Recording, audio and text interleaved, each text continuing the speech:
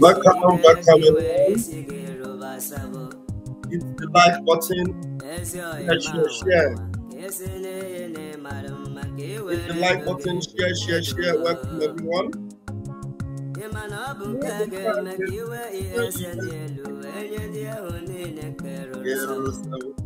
All right.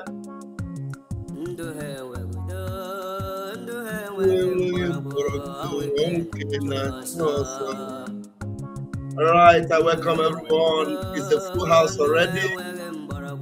A very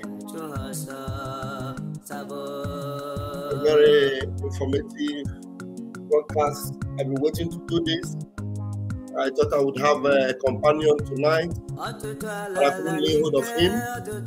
Because it has been discussed again and again. But whichever way, I have to do this. Candy Chazo, I welcome you. Thank you for joining me. I welcome you, King Ugodon, Rusa Official. I welcome you.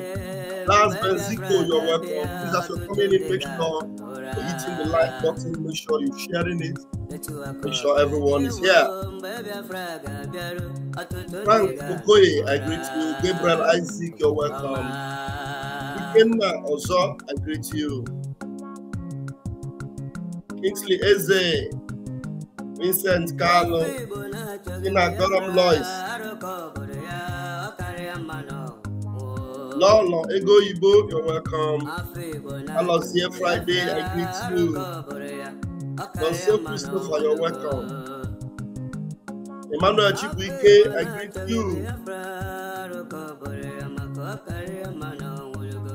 Chooks Kachi, Ugo, Ozubrike Jonathan, thank you for joining me.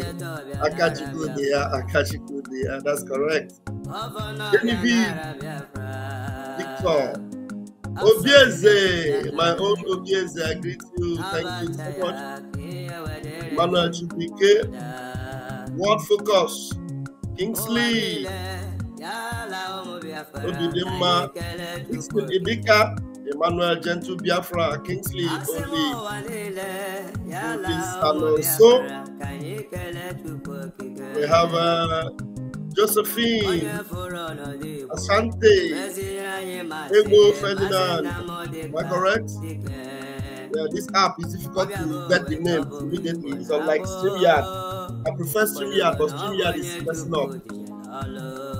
Anisivanos, Chidex Aham, Ezedike Kingsley, Peter James, Chidera Christian,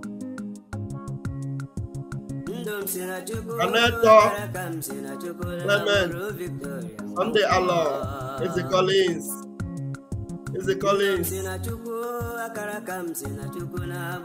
Prince Anthony, Abulego, Izuna, I greet you. Don Wapali, you're welcome. Seth Ariana, I greet you. Monster, I greet you. Oliver, you're welcome.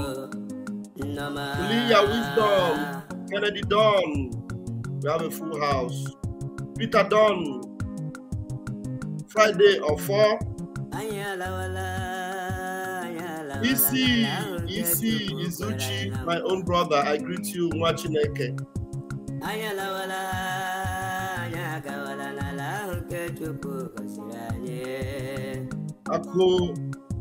Akwenwebe Ogene. Friday Peter Obaino King. Thank you. It's a full house. Aneke Nathaniel, thank you for joining me tonight. Aneke is watching from the UK. Let's do this. All right, let's do this. Thank you for joining me tonight. I am going to put the link up at a time because we are going to make it an open mic. Please make sure you're sharing this program. I believe by the grace of Chukwuka Biama, I will be making a lot of sense with this particular one. They are using delay tactics. With delay tactics, they are using Mazi Nnamdi Kanu as a bait. With their delay tactics, they are using Mazi Nnamdi Kanu as a bait. And some of you may be wondering, why is our Prime Minister, Mazi Ekpa, in a hurry to restore and declare Biafra? Why we have a date? Though the date is not, it has been announced for well over 1 year now, but we are, in fact, we wish with the PM together, we wish it were possible to declare it even before that day. You understand? We are in a hurry. We're in a hurry. And why are we in a hurry? In fact, it has, for me, I believe it has even been delayed. It has been delayed. But right now that we have the mandate of Biafrans, men and brethren, we are good to go. Right now that we have the mandate of Biafrans, Omuchineke, I bet you we are good to go. We are good to go. You know, the delay tactics they are using, and then they wanted to make us wait for Mazi Nnamdi Kanu. That's why they are holding him. Even though, you know, the reason why they couldn't, God did not allow them to delay the verdict of Mazi Nnamdi Kanu. Because if the verdict were delayed, some of the people that are begging, like fools today, begging, please release Mazi Nnamdi Kanu, please political solution, then some of you may have justified their begging, you know, the reason for their begging, because you know how evil the zoo is. But because God wants to make that their begging senseless and useless and without any meaning, God had to make sure Mazi Nnamdi Kanu was vindicated by making sure he defeated them in their own court. He won them, hands down. UN gave their own verdict everywhere. Mazi Nnamdi Kanu won in the courts in Biafra, he won in the courts in Lagos, he won in the courts in Abuja. Everywhere he defeated them. So that if you are going to beg, then you know that you are on your own begging. Because even Mazi Nnamdi Kanu himself is not begging. Mazi Nnamdi Kanu himself is not begging. So using him as a bait, if you fall for that bait, when we say bait, you know what I mean, a trap. They're using him as a trap to keep you in their God-forsaken one Nigeria, to keep you in that entrapment. So they keep him there, even though they have no reason to do that.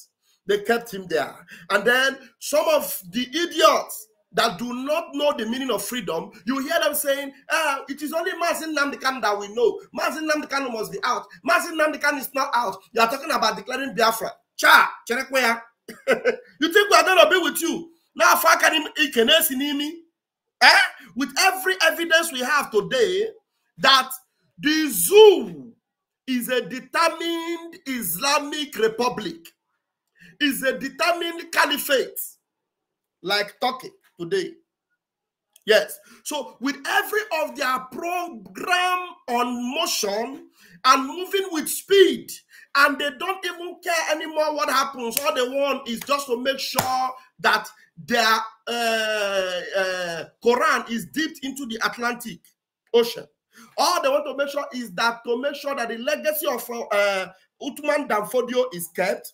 So they will do anything possible to, you know, make sure they delay Mazi Nnamdi Kanu's release. And of course, they have no intention of releasing him. And then they will do all that, carry out all the atrocities, and then Biafra, they will ensure you don't have Biafra. And so because of that, our Prime Minister have put everything on motion, and we are in a hurry. And Chukwuokike Abiama is so great. Chukwuokike Abiama is so wonderful. The provisions we needed to make sure that even those that have been running ever since, where they could not get to, in how many years they have run, those that have been making effort ever since, where they could not get to, with all the things they have done, even Mazin Nnamdi Kanu himself, what he could not do, despite the fact that he was so ferocious, so tough, so dogged, things he could not achieve in 12 years. We have been able to achieve it in less than 3 years. It is called speed, emotion, making things happen because of Aka Chukwudenea. So when we say December 2nd, and you look around and see that everything is almost practically available to make sure that Biafra is a reality. And then things that you couldn't even imagine would be available are already available. Database. Referendum, we have been crying since referendum. Referendum. Everything is ready. The ammunition and the army, you have been thinking, how else? Army, ammunition. And then they ask you, your roadmap, the roadmap you have been thinking, everything, roadmap, everything is ready. Ready, practically ready, not by mouth, but ready, physically ready, you are seeing it. Power and authority that you did not have before, power, authority in our hand. With all their cry every day, stop, someone can do this. They admit that, yes, these people are in charge. They're in charge. Even the ones they bought and they paid to make them tell people, Samaneka is nobody, he's not the one in charge. Even them, they can no longer say it to the ears of the people that bought them. Because now the people that bought them, I don't even know what is happening. Is it that the people that gave them money is now asking for the money back? Is that why all of them are coming out to even beg? Because now they don't have money to share anymore. They are now begging. Please, if you're IPOB, wherever you are, it is time to come out now. An online war, online battle against the agent provocateur. Before they did not beg because the money was there. But now they are begging, tweeting, coming. Those are some of them that ran to TikTok. They try in TikTok. Our people came there in TikTok and chased them away. People like Ada Chicago and Akuna. Akuna will go there with his beer. I don't know what is happening. Did I lose any connection? Akuna will go there with his beer and chase them. And chase them away. And from the TikTok, they came and they have come to Twitter. Do you understand what I mean? So that is the reason why we are in a hurry. We are in a hurry. Now, deliberately, they are not fighting the terrorists. We hear insecurity everywhere. Insecurity is no longer the problem because they are the producer and manufacturers of the insecurity. So now you no longer hear insecurity. What you now see is that they are providing cover for the fomenters of the insecurity. So you see the reason why we must be in a hurry? Hurry! I am telling you. In fact, is it not surprising to you that right now, even the accommodation for those that will book online, the open accommodation have been exhausted. So Finland is still open, but people have now booked their own accommodation. Of course, you can, if you book early enough, you'll be able to get a very reasonable accommodation with a reasonable price. You understand? But you have to hurry because we are in a hurry. You have to do what? You have to hurry because we are in a hurry. And we must be in a hurry. Our Prime Minister is not sleeping. He's awake, making sure that the speed, remember he told us that he is running with speed. And the speed we are running is not a slow motion speed. It is 450 kilometers per hour, even more. The speed we are moving with, there is no speed train that can catch up. People that have openly admitted that the terrorists are their foot soldiers. People that have told you that Boko Haram, they can become president in this country. Are they fighting insecurity? No, they are not. The terrorists took over their military camp. Took over. Foreigners, Americans saw it and reported it. Sahara reporters saw it and reported it. All the news media saw it and reported it. And because it was reported, the army came and they tried to debunk it. Do you know why they are debunking it? And some of you fools that have no sense there will be deceived to buy it because they are the same people that are in the camp. The terrorists are the army. They took over and then the commanders told them, look, we know that place belongs to you. After all, you are our foot soldiers. Please, just be calm now. We are going to debunk this news. So we'll come and debunk it, but remain in the barracks because after all, the barracks belongs to the terrorists. It belongs to Shekau and his men because they are their foot soldiers. So while the terrorists are there, you know, taking over the terrorist, the territory of the army, and they're taking cover in the barracks and everything they have there.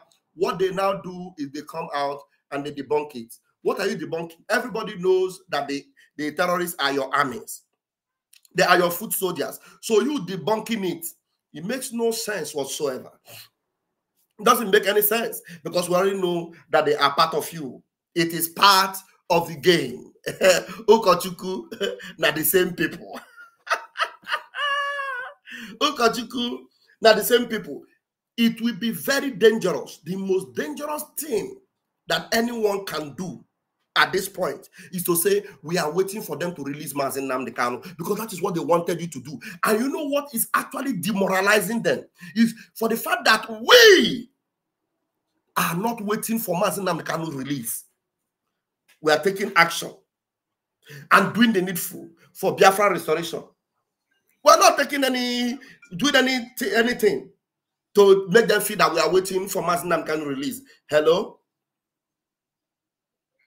Are you not watching my live broadcast?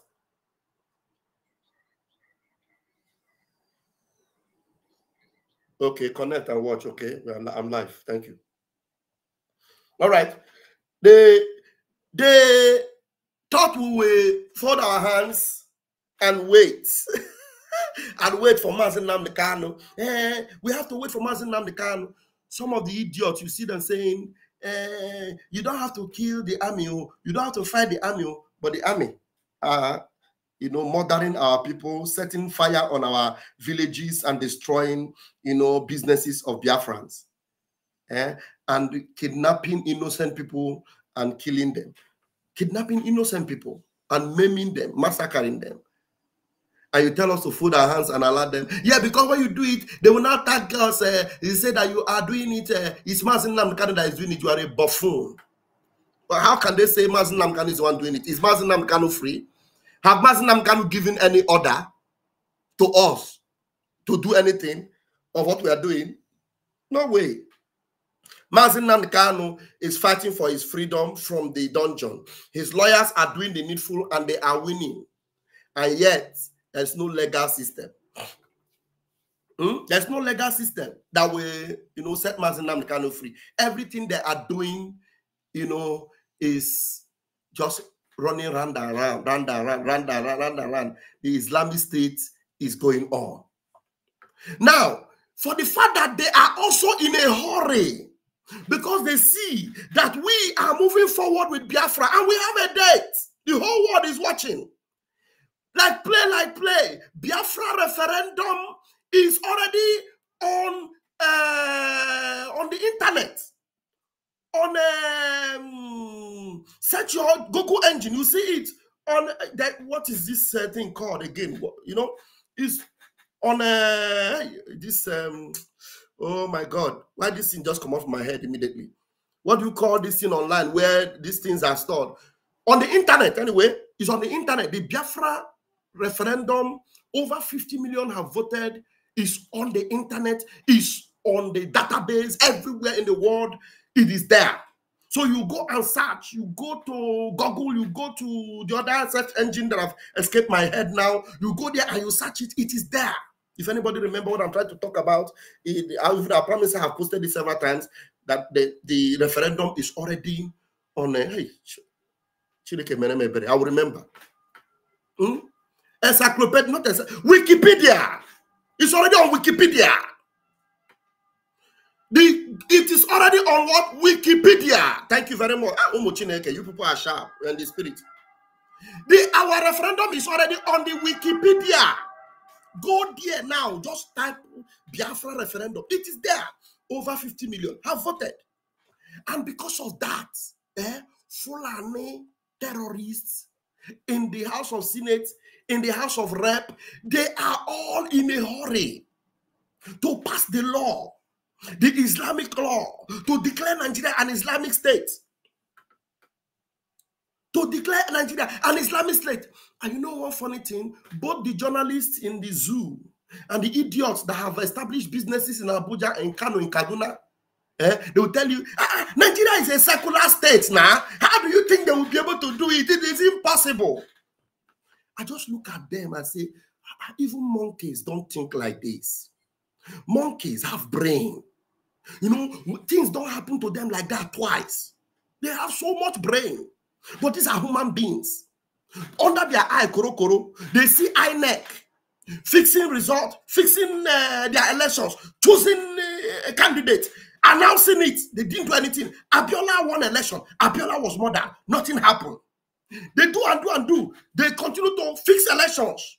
Under the crow eye, a man who never went to any school, who had no certificate, who went to school as a woman, graduated as a man, came out and a drug baron.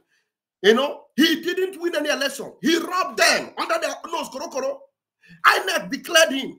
And then he told them, koro, I know I did not win, but you are going to be patient and allow me to rule. He told you, koro, I must win this election. And he did. INEC announced it. And officially, Tinubu is there. Now, bunch of fools. They'll be saying, it's not possible. How can it be possible? Nigeria is a secular state. The video I'm going to play today is a video. Thank you for joining me. Always check online. Thank you, Oliver Jason. Always check online and see whether I am live before you make a call. Anyway, thank you. The brother, I'm going to play his video now. The Yoruba man. He has run for his life. The man have run for his life. He is now in Italy, in Milan. I was even surprised. I didn't know when he granted another interview to Channels News. We're going to play it now. He has run for his life. He told you guys, he told them 3 years ago, that video has gotten more than how many million views? He knows that if he is still in Nigeria now, he would have been a gunner. Like Obadiah Mailafia. Do you know that Obadiah Mailafia was murdered? The people that call themselves Christians in that country, up to today, they have done nothing. They did nothing. But yet they are conducting crusade. Their churches are growing. I bet you, with my 10 fingers and my 10 toes, if you still have a church standing in Abuja, it is because you have one politician or one person that is actually your backbone in the Senate or whatever. All those churches in Abuja, they are going to bring them down. All of them, including Dunamis, including MNK's church. I bet you. But the truth remains that even MNK, only God will help him if he will be able to get asylum in Biafra. Only God will help him. Because they will look for asylum in Biafra. Go and tell him, tell Paul Enenche that I, Pastor Vam, you see me? Do I look like one of them that are carrying Bible to deceive you? No. I am telling him today, and every one of those criminal pastors, that they will seek asylum in Biafra. Only God will help them for their asylum to be approved. Because anyone that have closed their eyes to the plight of Biafrans now, spending billions and millions to advance Nigeria, then you will come to Biafra. I get you many, many things. Believe you me. Believe you me. You are erecting businesses. Look at what is happening in Abuja. In Abuja, people kidnap people, Fulani people kidnap people in broad daylight with AK-47. They shoot and they maim. The victims, if they eventually survive, then they come out, they will be pointing to police and say, police, oh, this man that is here, look at this man. He is the one that came with his children, oh, to shoot me. He's the one. Police will say, shut up your mouth, keep quiet, close your mouth. What are you saying? It's happening in Abuja. In Abuja, the federal capital territory. Very soon they will kidnap Wike. Shall we see Wike, the way he's going? If they get angry today, and maybe by the time we declare Biafra, because Wike does not even know that the only thing that can even save them, some people don't know that the saving grace they have is just a few days.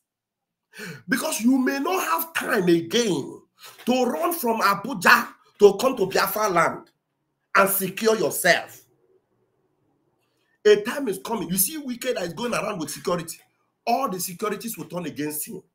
Woe betide him that the people that are around surrounding those security men that time, one of them, if only one of them is just Fulani, one of them is Fulani, woe betide all of them. If one of the security apparatus that we can have eventually becomes one Fulani, one, hey! How many of you watched my program when I told you that they are untouchable? That video was played. The guy, the young man who survived their onslaught, young man, he went to a police station and the policeman told him, do you still believe in one Nigeria? The guy said, I believe. He said, erase it from your subconscious. There's no such a thing as one Nigeria. The army man, and we're going to listen to his video today, understands very well that there's nothing as one Nigeria. The first interview that man granted, he admitted that he has killed people for Nigeria. He has destroyed people for Nigeria. And today, from his mouth, he is suggesting the best thing that will happen to Tinubu is to do this or that. And eventually, you know, it may not work, then divide the nation.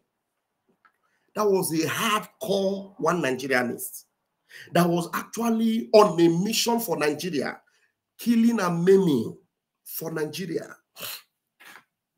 He told them that, look, what you need to do is what? Divide this place. He is saying it with confidence because he is no longer in Nigeria. He's in Milan. He's in Milan. You know, me, I was already afraid for him. I was afraid for him because I was thinking that that man, the military man, that they may have wasted him. But I didn't know that the guy don't run. He went to establish himself in Milan because he has money. Most of them have gotten a lot of money from government.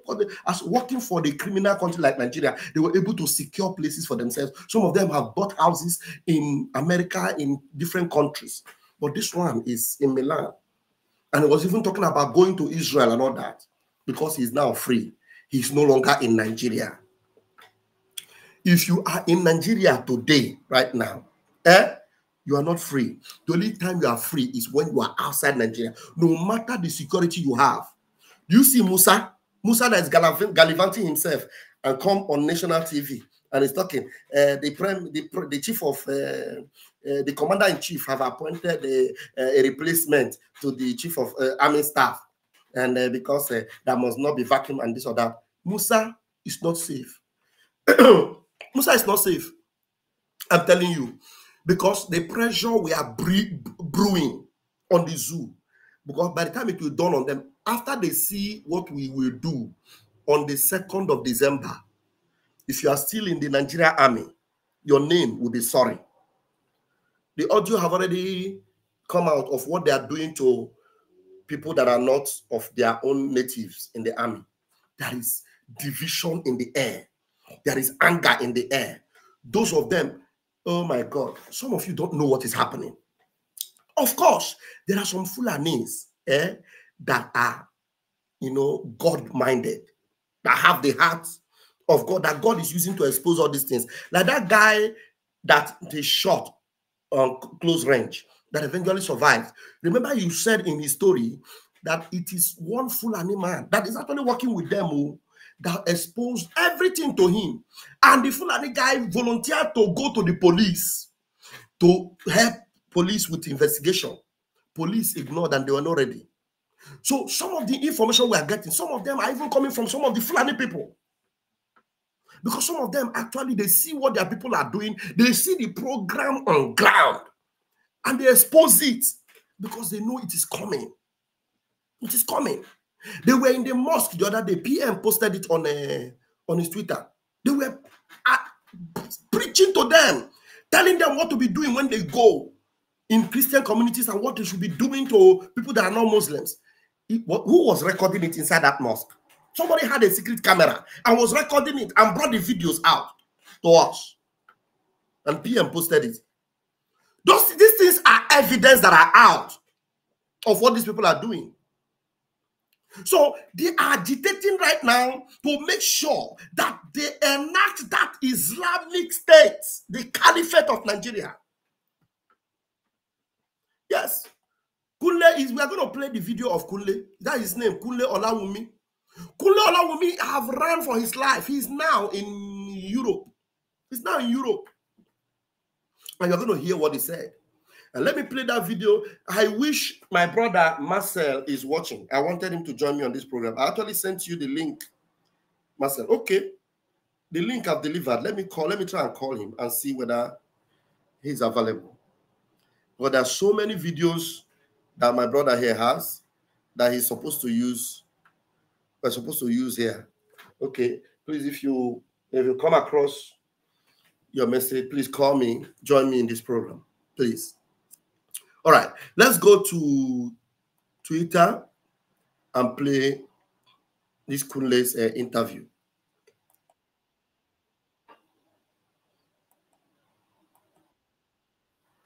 All right. Let's go there. Please share this program, share. If you haven't shared it, please make sure you do. I'm going to put the link up later after I share the screen. All right, we're going to listen to this. Let me get my backup so I'll be sure that it's playing. Let me get my backup and be sure it's playing, please.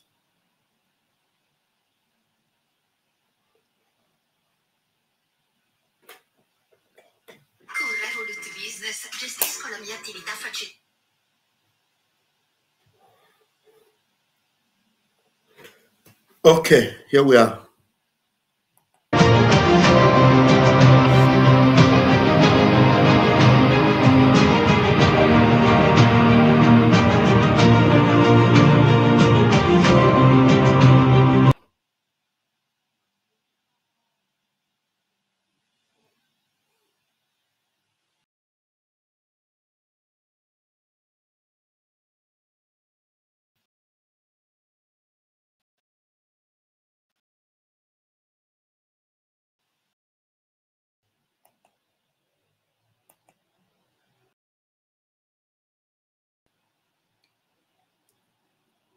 Okay,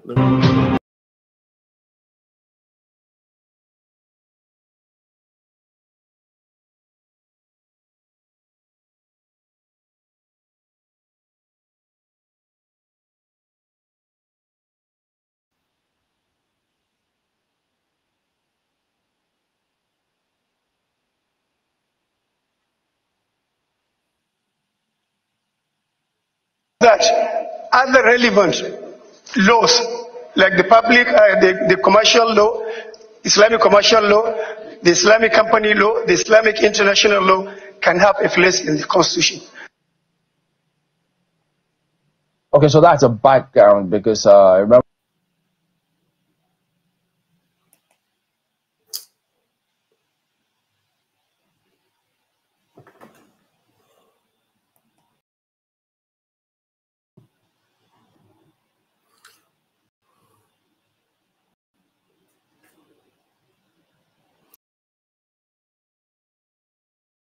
the thing is not that it's not playing very well. Wow, I don't know why it is slow. My internet is slow again.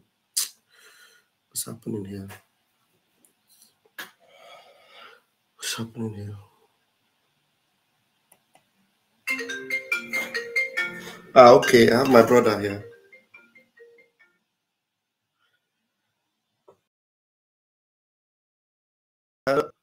Hello.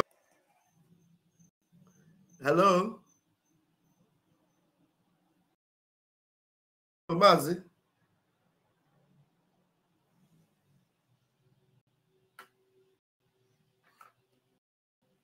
Hello. Hey, the network no.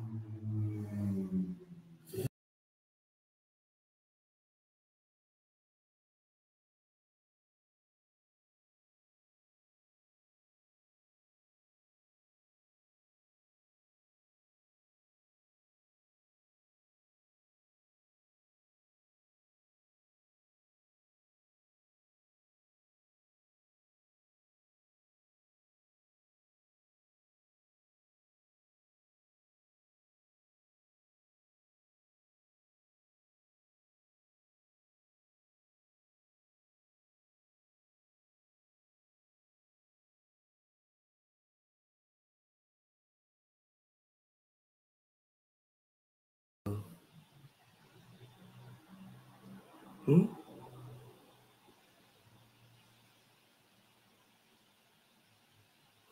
is happening? What do I do with this thing now?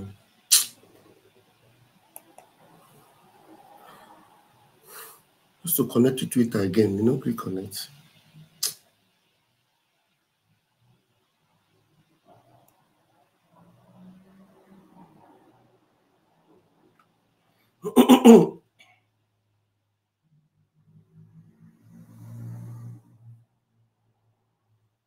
It's like I'm not even live.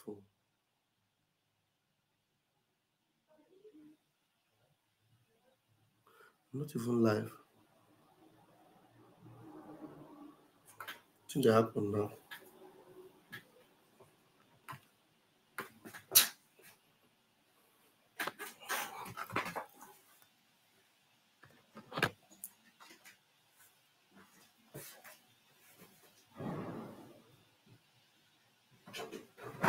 Hello, Mazi. Good evening. What?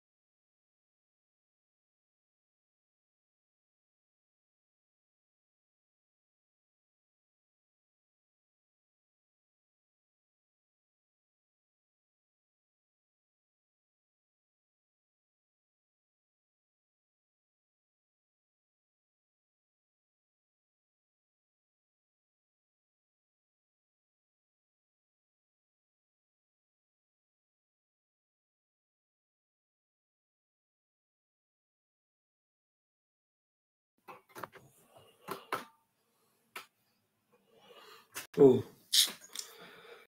please, I don't know. Bear with me. I don't know what is wrong with this my I'm supposed to have called these internet providers. I forgot to call them. I had an appointment with them to call them to come and fix this thing. I completely forgot. Please bear with us. And my brother Marcel is supposed to join me and is calling me. The internet also from his network. He said network is actually giving him a lot of challenge.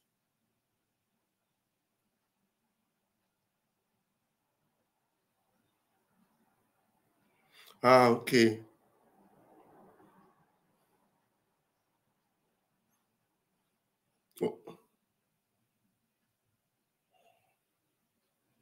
Yes, I understand. Okay, no problem. Yes, I listened to your voice note now. I understand, no problem. We'll try and call you. This program, I wanted us to do it together, but no problem. I can't wait for that time. Yes, I can't wait for that time. We are going to defeat all these obstacles. Thank you so much. Anyway, let me go ahead with the program. One of these days, when we have a good network, we'll be able to do something together. Thank you so much, Wachinek. Thank you. All right. So, brethren, please bear with me, even, from my own end.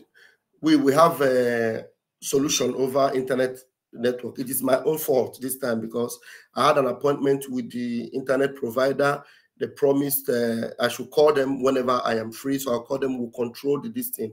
I didn't have the chance, and again I also forgot. I should have called. Yeah. This person that is calling me now.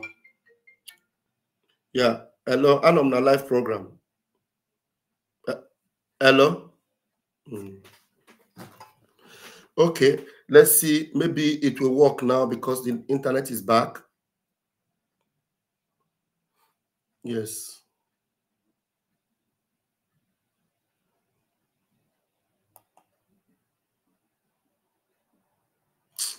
Sorry.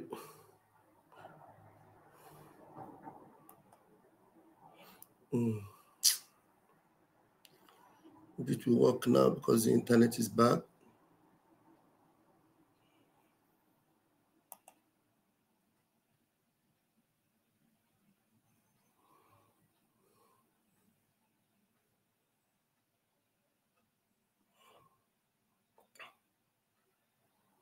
Let's see.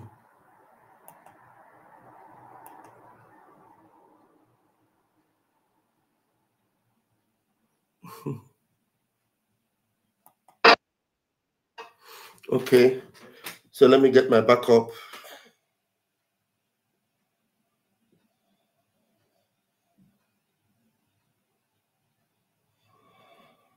I'll get my backup.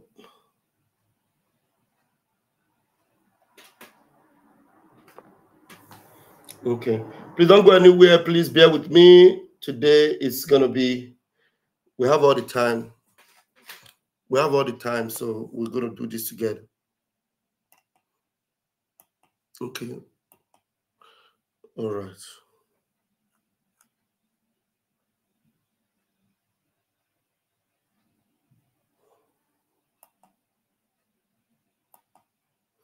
All right, let's go.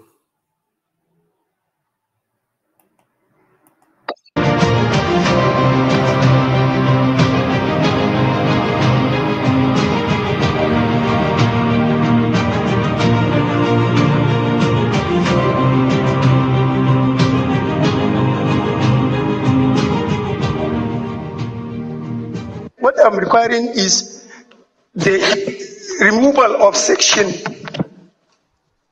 the removal of personal in section 24 of the Constitution, section 262, section 277, and section 288, so that other relevant laws, like the public, the commercial law, Islamic commercial law, the Islamic company law, the Islamic international law, can have a place in the Constitution.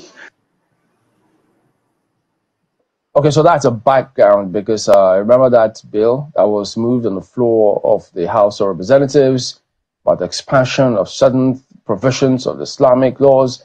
And then there was a lot of uproar in different parts of the country as well, many not understanding what is going on here.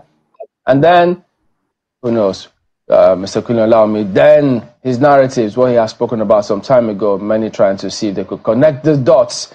But let's listen to this one before we come back to him. If a fish is going to get spoiled, it's going to start getting spoiled from the head. The DSS will not do anything except the commander-in-chief's body language shows that this is the direction I want to go. That is where the problem is. The DSS has tremendous information. By the time 2023 is here and somebody take over and wants to undo some of this evil that I've seen in this country, you'll be surprised names that the DSS will bring out. They have the information. There's nothing I'm going to say here that they don't have. The defense headquarters have the solution for the kinetic aspect. They do. I'm not going to come here to advise them. I work with them and they're still there. The chief of naval staff was in the intelligence with me. We were together in Defense Intelligence Agency. That's Vice Admiral Gambo. I know these people are good. They know what to do. It's not that they have problems. It has to do with politics, the sponsors, people that feel that this country should be Islamized. It's not about ransom. I just want to confirm to Makwe that she is right. It's not about ransom. They just want to pass a message. We can come in. We can do what we need to do. And there are some hardliners in this government that are sponsoring this kind of narratives. They just want to show that they can Islamize this country. They think about Taliban. They think about the Mujahideens. And they want to replicate it in this country. And they don't care what happened. They simply don't care. As long as at the end of the day, there's Sharia and there is whatever thing they have in their head and they want to achieve. So these people that are sending messages are sponsored by Nigerians. So if I could follow up on that. Well, so this was 3 years ago.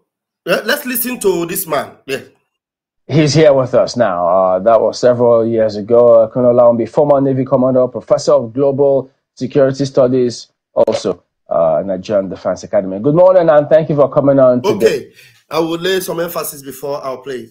That was 3 years ago. Do you understand? That was about 3 years ago that man came on live TV and exposed this. By the way, Nonye Anyaibu, I have blocked you, and I'm very happy to do that. I wish I could knock you on your nose for that comment you made. That video was about 3 years ago. 3 good years ago, he came out and said all those things. Many people attacked him, and I am very sure that that video must have been the reason. That video must have been the reason why this man fled for his life. Because when that man exposed that thing, Obadiah Mailafia was still alive. Obadiah Mailafia was still alive. And a lot of things were happening. When that man exposed that thing, already in Dubai, the names of people that were sponsoring Boko Haram were already exposed. And the government didn't do anything about it. And you see what he said here? Are they not actually happening? Whereby evidence will be out, people will be caught, and then they will be let go. Whereby the police and everybody will get info, we get intel about what these terrorists are doing, and they will not care about it. Communities will be under siege. Terrorists will be massacring people, chasing out a whole community and taking over. They will not do anything. Some of the communities that today where indigenous were chased out, people have occupied those places today in Nigeria, in Benue, in Plateau. People, Fulani, have occupied those places. The original settlers in those places, the original indigenous people of those places were chased out. And people that chased them out are now occupying those places. And the government are doing nothing about it. Nothing, completely nothing. Those are the things that this man was saying. That there are some people that want to repeat the, Mujahideen, the Taliban, they want to repeat it in Nigeria. As far as they are in Sharia, they don't care what happens. They don't care. And these things are happening. Some idiots will still come out and say, it can never happen in Nigeria. Nigeria is a secular state. Nigeria can never happen in Nigeria. I'm telling you, if you listen to them and you fail to do the needful, I pity for you. Look on Twitter space. Look on Twitter space. A lot of people will gather there bringing out some miserable narratives on Twitter, making arguments. And sometimes you see some of them, they will just sit down a whole day. And their title will be, How to Stop Simon Ekpa. Simon Ekpa is dividing Nigeria. Tell me, which other country is more divided than Nigeria? Without anything, without Simon Ekpa doing anything, and without even BIAFRA agitation or Odudu agitation, is there anywhere on earth that is as divided as Nigeria? Is there anywhere as divided as Nigeria? But some human beings, that breathe, that sleep and wake up, you see them gather online, discussing and talking, just talking about how Nigeria will work, how anybody that is, doing anything against Nigeria, they will go after him. Kenneth Okonkwo, as miserable as he is, came out and said, anybody that goes after the unity of Nigeria, I will fight. Now, this man, that short interview you just heard now, he told us in the full interview, I don't know if we can lay hold of that full interview. It is something that is worth listening to again. He told us how he has engaged against other countries on behalf of Nigeria. How he has, even participated in unaliving so many people because of Nigeria. But here you are, a dreamer, a fool, a zombie, telling us how you will fight anyone that is opposing Nigeria unity. These are people that have put their lives on the line. They have carried gun and fought for Nigeria. Today, they have laid down the gun and they ran away for their lives. For their lives. So if you are still a military man, maybe by chance, you are watching this program and you are a military man and you are not running already for your life, I pity for you, I pity for you. Because Nigeria is not a country you should fight for. These are people that have gotten money. But the funny thing is that some of you, that you see some young boys who just be doing video. Hey, now we there here for Nigeria. One Nigeria. Are you IPOB? Are you we'll fight you? These are people that fought for Nigeria. And now they are telling you that for their own sanity and for their own lives, they have moved their families away from Nigeria. But you, that your salary cannot even pay your tickets to return back home and spend time with your family. You are there making noise. One Nigeria, will die for Nigeria, proudly Nigeria. Some of you that they have, put on the line of duty on harm's way and you lost your life. Some of you were buried in mass graves. Mass graves. Some of them were thrown into mass graves. Some of them, they didn't even tell your family members that you have been unalived. They didn't tell your family member that you have been unalived. Yeah, caller from Togo. Are you calling to contribute in this program? Are you calling to contribute in this program? Listen to me now. Are you calling to contribute in this program?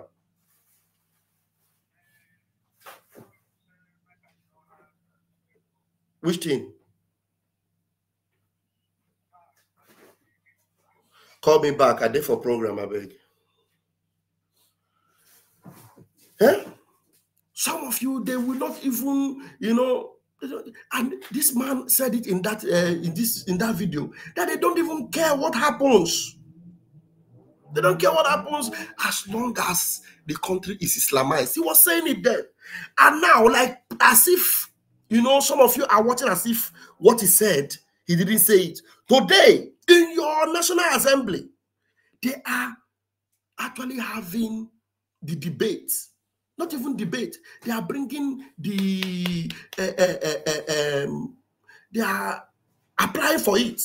What is the term they use in this thing? They are bringing in the bill. That's what they use, the bill. They have brought the bill for Islamization, the one they will remove and the one they will add. They are bringing the bill before the House of Assembly for Islamization. All of you, so most of you are crying, no food, no fuel, no this. That one doesn't concern them. It doesn't concern them. If you like, make you no get fuel. If you like, make hungry pioneer. They no care. What they care about is that Islamization. That Nigeria must be an Islamic state.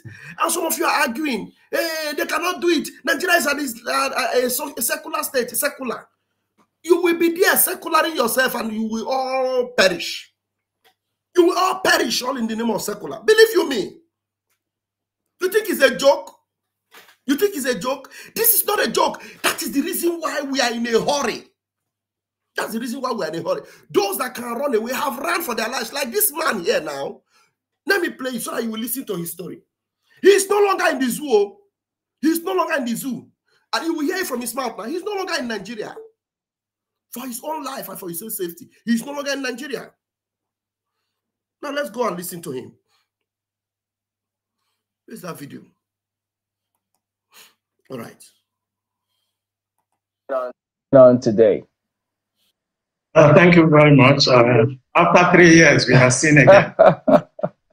I know, sir. Several things must have been going on. He said, after 3 years, we have seen again. Where can I rewind this thing? I can't even see. It is so white. Your mind when you saw all of those bills, the proposition. Have a place in the Constitution. I like to play from here. The thing is so white, I can't rewind it. Okay, so that's a background because I remember that bill that was moved on the floor of the House of Representatives about the expansion of certain provisions of the Islamic laws. And then there was a lot of uproar in different parts of the country as well, many not understanding what is going on here. And then, who knows, Mr. Kuni allow me, then his narratives, what he has spoken about some time ago, many trying to see if they could connect the dots.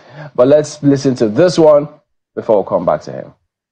If a fish is going to get spoiled, it's going to start getting spoiled from the head.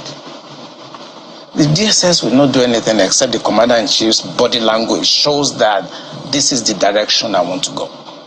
That is where the problem is. The DSS has tremendous information.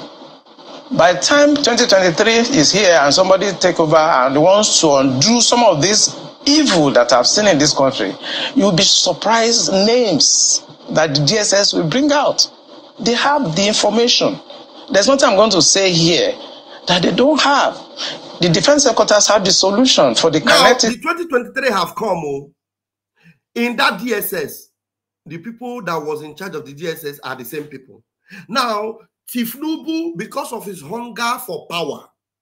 Now, let me tell you, this man was saying before 2023 that if 2023 comes and then another person takes over and they want to visit all these things, you will be surprised the kind of names that will be mentioned. Now, there is no names that are being mentioned now. Are they mentioning any names? No. You know why? Because they made sure that they handed the power over to a criminal, that they can hold his balls and press it and he cannot do anything. They made sure they handed the power over to a Jaga bandit. The Jaga bandit took over power. Now, he cannot, even if the names are there, they cannot mention the names anymore. They can't mention the names. You think they don't know why they cannot allow a person of integrity to take over that place? They can't. They can't allow a person of integrity to take over. Because if a person of integrity take over, then maybe you might have hope of them mentioning names. But they cannot allow a person of integrity. 2023 have come. And it is about to go. The 2023 leadership came. Now we are in 2024. 2024 is about to roll out. They are already talking about 2027. Have they mentioned any names? No. But they are going ahead with Islamization. So you understand the kind of dilemma you are into. For the kinetic aspect, they do. I'm not going to come here to advise them. I work with them and they're still there. The chief of naval staff was in the intelligence with me. We were together in Defense Intelligence Agency. That's Vice Admiral Gambo. I know these people are good. They know what to do. It's not that they have problems. It has to do with politics, the sponsors, people that feel that this country should be Islamized. It's not about ransom. I just want to confirm to Marquette that she is right. It's not about ransom. They just want to pass a message. We can come in. We can do what we need to do. And there are some hardliners in this government that are sponsoring this kind of narratives. They just want to show that they can Islamize this country. They think about Taliban. They think about the Mujahideens. And they want to replicate it in this country. And they don't care what happened. They simply don't care. As long as at the end of the day, there's Sharia and there is whatever thing they have in their head and they want to achieve. So these people that are sending messages are sponsored by Nigerians. So if I could follow up on that.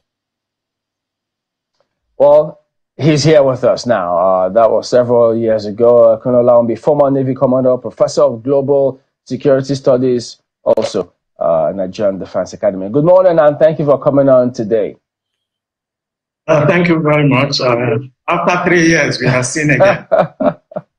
I know, several things must have been going through your mind when you saw all of those bills, the propositions, the narrative, the comments making the rounds only recently, even though 3 years after you made that comment. So tell us, what was going through your mind when you saw all of these things are still playing out what you have spoken of earlier? You see, this journalist, the journalist is laughing over it, you know. It is like it's funny. Is this something funny? No.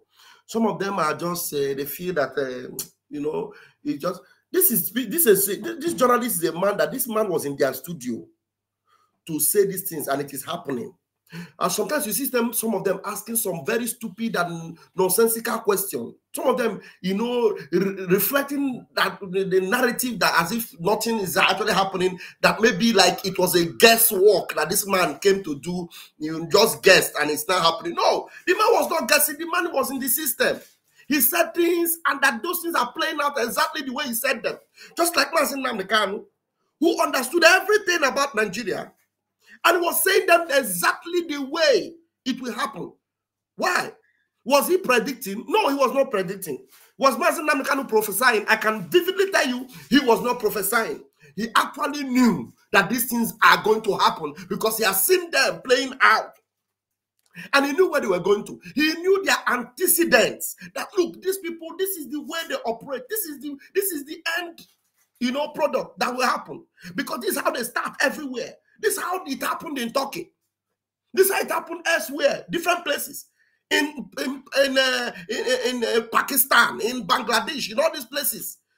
You know, they grow, and then they take over everywhere. In Afghanistan. This is the same pattern. It is going to happen in Nigeria.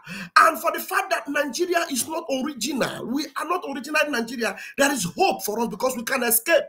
That is the reason why he started preaching it from the word go. Look, we can stop this from happening to us. We may not be able to stop it from happening, but we can stop it from happening to us.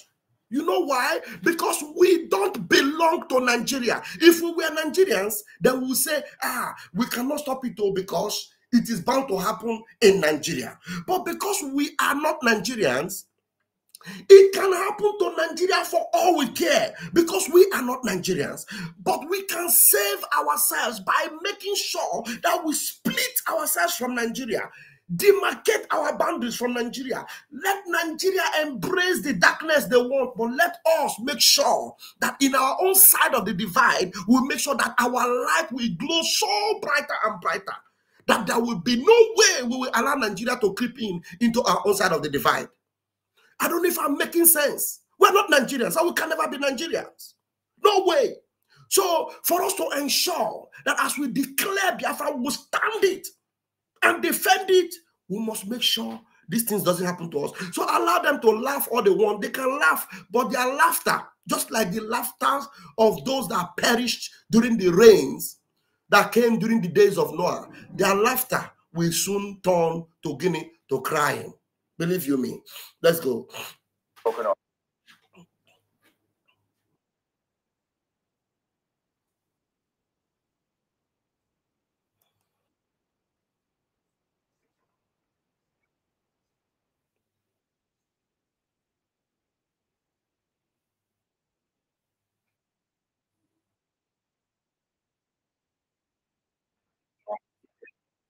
Okay.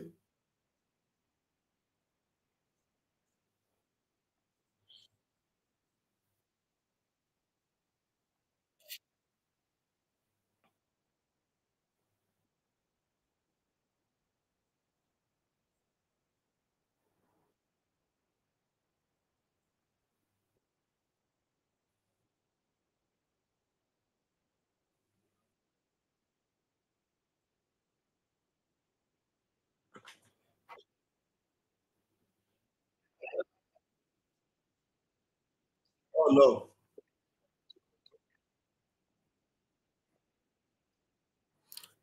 It's not playing. All right, let me refresh.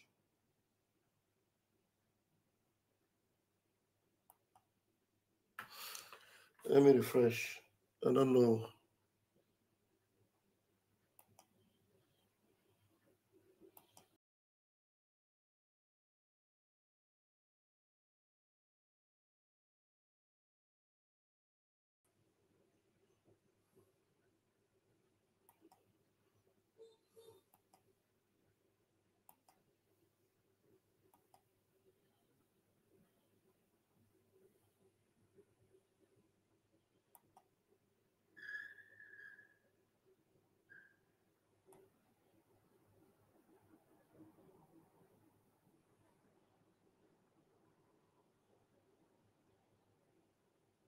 Okay.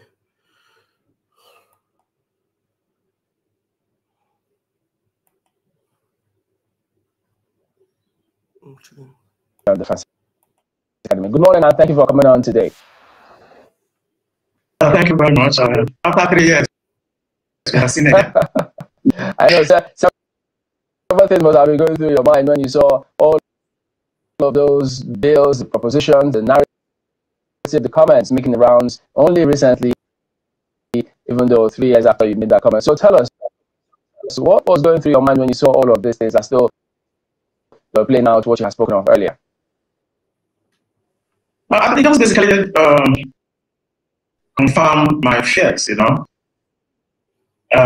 When I was saying, there was a lot of colleagues in like what I was saying. Hold on. I have to refresh everything. 1 minute.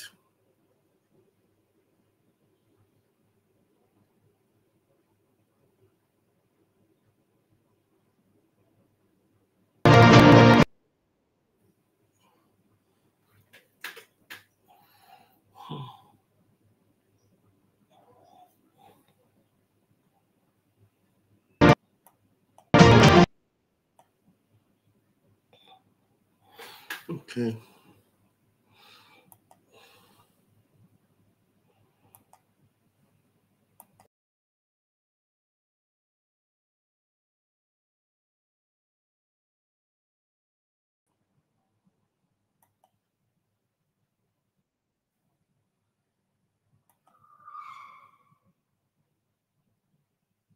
Connect the dots, but let's listen to this one before we come back to him. If a fish, it's not Lebanon. I think Nigeria by Nigeria. Good morning, and thank you for coming on today. Thank you very much. After 3 years, we have seen it. I know several things must have been going through your mind when you saw all of those bills, the propositions, the narrative, the comments making the rounds only recently, even though 3 years after you made that comment. So tell us, what was going through your mind when you saw all of these things that still playing out what you had spoken of earlier? I think it was basically confirm my fears, you know. When I was saying, there was a lot of colleagues in like what I was saying. Some people felt that I'm anti-Islam. My dear, I'm from a Muslim background because my grandmother, you know, married a Muslim man after the husband died, and all my cousins, all my sisters, grand. What's this happening?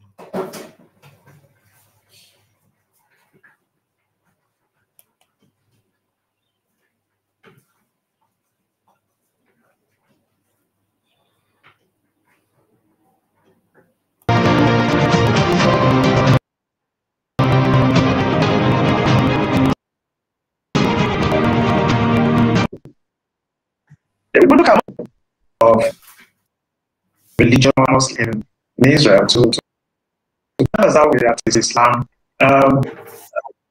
My dear, I'm from a Muslim background because my grandmother married a Muslim man after the husband died, and all my cousins, all my sisters, grandchildren, with that Muslim, I have probably Muslim background. And I don't.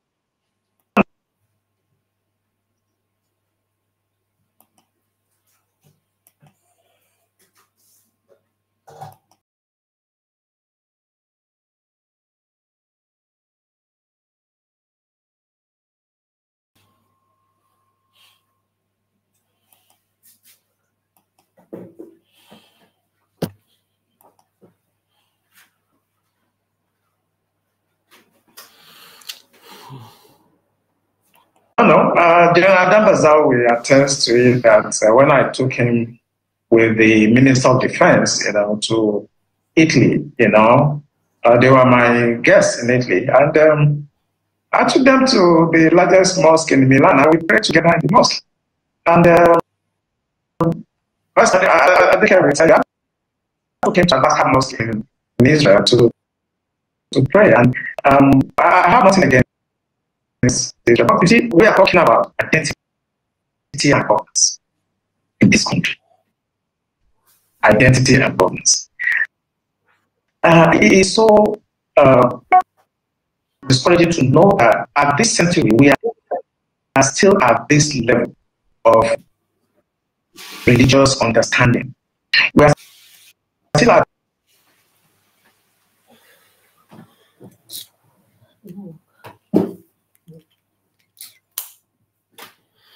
this internet. I need to get this internet people to come and fix this thing. Please, I'm gonna play it from my phone. I've tried everything I can to make it play, but it's still cracking. I noticed that the thing is cracking badly.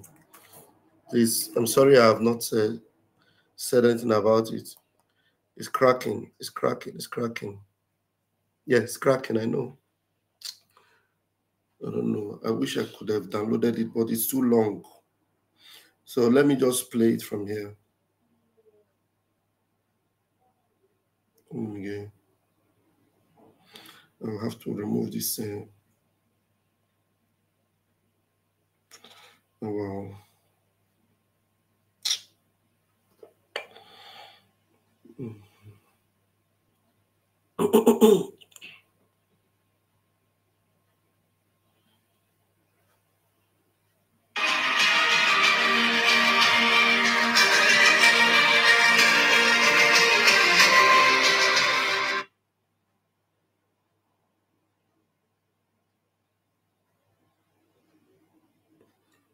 Okay.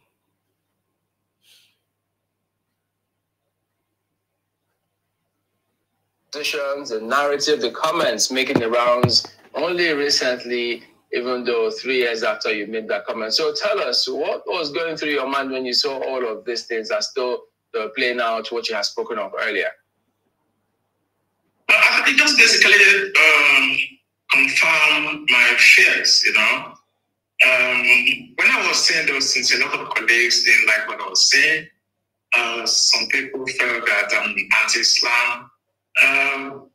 My dear, I'm from a Muslim background because my grandmother married a Muslim man after the husband died, and all my cousins, all my sisters, grandchildren, they are Muslim. I have a Muslim background.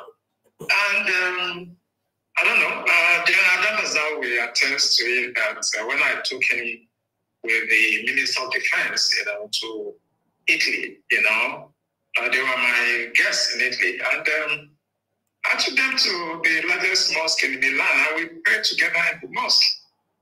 And I think I will tell you, I took him to Al-Aqsa Mosque in Israel to pray, and I have nothing against Israel, but you see, we are talking about identity and governance in this country. Identity and governance. It is so discouraging to know that at this century, we are still at this level of religious understanding. We are still at this level where I would say most of the things that we call religion, either Christianity, Islam, are basically some historical books that were plagiarized by most of the religions. I don't want to be specific. Now, these are ancient historical books that were plagiarized, and people decided to use them to either enslave you or take over your land and so on. And I'm really discouraged because at this level, Nigerians are so uneducated when it comes to religion. That the Arabs, the British, the Romans, they use religion actually to capture your state, to enslave you. We look at most of the religions, I don't want to be specific, they all practice slavery and also.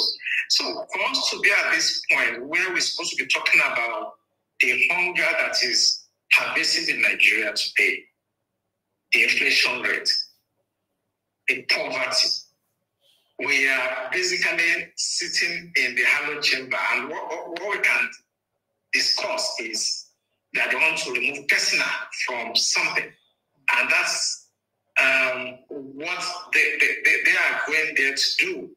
When people are dying, people are committing suicide, families are collapsing,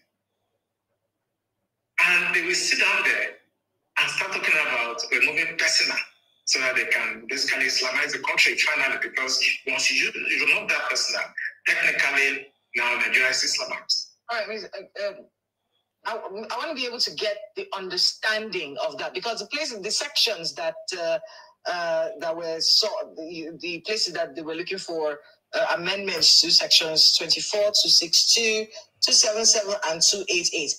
And what I'm seeing here, Ali Musao, at the time when he suggested these changes in the 1999 Constitution, removing the word personal whenever it is mentioned from the section, allowing Islamic law to stand on its own.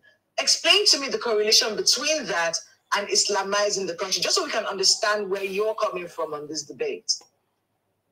Yeah, where I'm coming from is very simple. We may think it's semantic, but it is not.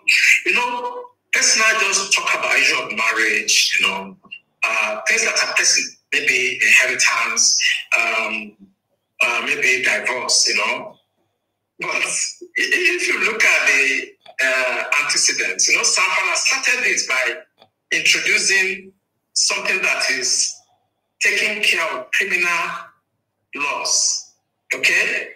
So now they want to extend it. Instead of them to actually discuss the 1999 Constitution, it is a fraud already. That Constitution is a fraud. Now what you are doing now, you want to start, advancing the interest of those religious groups to actually now confirm that Nigeria is an Islamic state. And let me tell you something that people don't know. This thing was caused by the British. Between 1900 and 1960, they knew that they cannot govern the North except they allowed them to practice their religion, and they were using their religious leader to basically govern them. It is called indirect rule. Immediately after independence, 1960, the British knew that they shouldn't have forged these two people together. They know. But because they want to achieve the divide and rule and to be able to conquer and take our resources and steal whatever they want to steal over the years, they merged these two people together. They could not govern the North and South under one religious or administration. They know. So they're not being independent and matching you people to work together. That was why the 1960 coup started. That was how the Civil War started. Now, 86, Babangida came with OIC stuff, tried to Islamize us. It didn't work. In 2000, when 1999, 2000, when Obasanjo came, he permitted them to start practicing Sharia. Today now, they want to consolidate it. One once you remove that person, all of us, whether you are Hausa, Igbo, Yoruba, Jukun, the Christian, traditional, you are now under the law, the Islamic law, because they put it in the Constitution.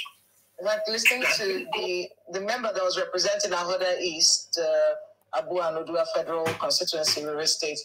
I want to get his words. He said personal matters that was envisaged, he says, by the people who drafted this constitution. And I want to quote him. The implication is, if the word personal is removed, Islamic law would have broader implications. The word personal was put there for a reason. Let's talk a bit about this whole conversation about Islamizing the country with our population and our dynamics. You know, is it possible that someone can sneak this in at some point and force all of us under some sort of regulation that we do not ascribe to? Is it possible that this can happen in this country? Is it possible? It is possible, and don't be deceived. It's going to happen. Do you know Constantinople? Today's Turkey? They were almost 98% Christian before now. Today, it's an Islamic country. I did Islam in my master's program, and I was trained by Professor Ali Jan. He's a Persian. He's an Iranian American. And I scored A. That's excellent in Islam. So I know them. It may take them 1,000 years. They will Islamize Nigeria. So they will take it slowly, gradually. They don't forget. All of us will be dead after some time. Our children that don't care, or this Jersey will come. They will still Islamize this country. If they can do it in Turkey, today's Turkey, what stops you? Why do you think they won't do it here? Except we take steps now, because we are the ones that are talking about these things. Our next generation in 50 years will not even care. You understand? So I am thinking that if some part of the country, I don't want to be specific, if they feel strongly about an ideology, a religious, but I think they can restrict it to their area. And I think maybe Tinubu should do well by developing this issue of regional autonomy where everybody should organize themselves, or at worst, let the country actually go apart, and you can do whatever you want in your area. I've come to that conclusion that I don't think we can stay together because of this very strong belief about religion. So it's either we stay together, or people should mind their religion and stay where they are and practice what they want. Imposing it on others is wrong. I study Islam, and I don't want to talk blasphemy here. If I start talking about Islam in the next 3 hours, we will not live here. No, we don't want you to talk blasphemy either. Talking about our country, we are not a religious country, so to speak, on paper. We're a secular nation. What kinds of conversations should we be having with the Nigerian people, especially the younger generation, about how to ensure that we remain secular, where you can practice your religion in any part of the country that you please without imposing your views or belief systems on any other person? What kind of conversations should we be having, and what our lawmakers be thinking at the back of their minds? At least they've made the first step, which is dropping this bill and ensuring that it doesn't go through. But in subsequent conversations that you said will inevitably come up, what should we be doing as a people to ensure this doesn't happen? I'm going to be extreme. For me, if you look at Sudan, we have now North Sudan, South Sudan. I think we should have Northern Nigeria and Southern. Then they can practice whatever they want. There's no dialogue because they will not stop. I've told you it may take 1,000 years. They will still do it. But if you let everybody go their way, maybe you have enough. They remain there, and you have the sovereignty down south. Then you can do what you want. But if you remain and you think you can talk to your Jersey and people that don't care about anything, It will happen. It took hundreds of years before Turkey, Constantinople, Istanbul was converted completely today. And if you look at history will tell you that you cannot assuage these people. Who owns those banks? I did a lot of research, and I want our audience to go and find out the owner of Taj Bank and the other bank. Then the picture will start getting clear to you. You have the Jaiz Bank and you have the Taj Bank. It is an open source information. Go on the internet, the board of directors, you will see the shareholders. I don't want to mention them on national television. Go and do your research. And you're beginning to understand. You begin to understand what I said, that people have been sponsoring terrorism because they want to Islamize Nigeria. Now Tinubu has come, and it's a little bit very hard on them. That section, the kinetic approach is failing.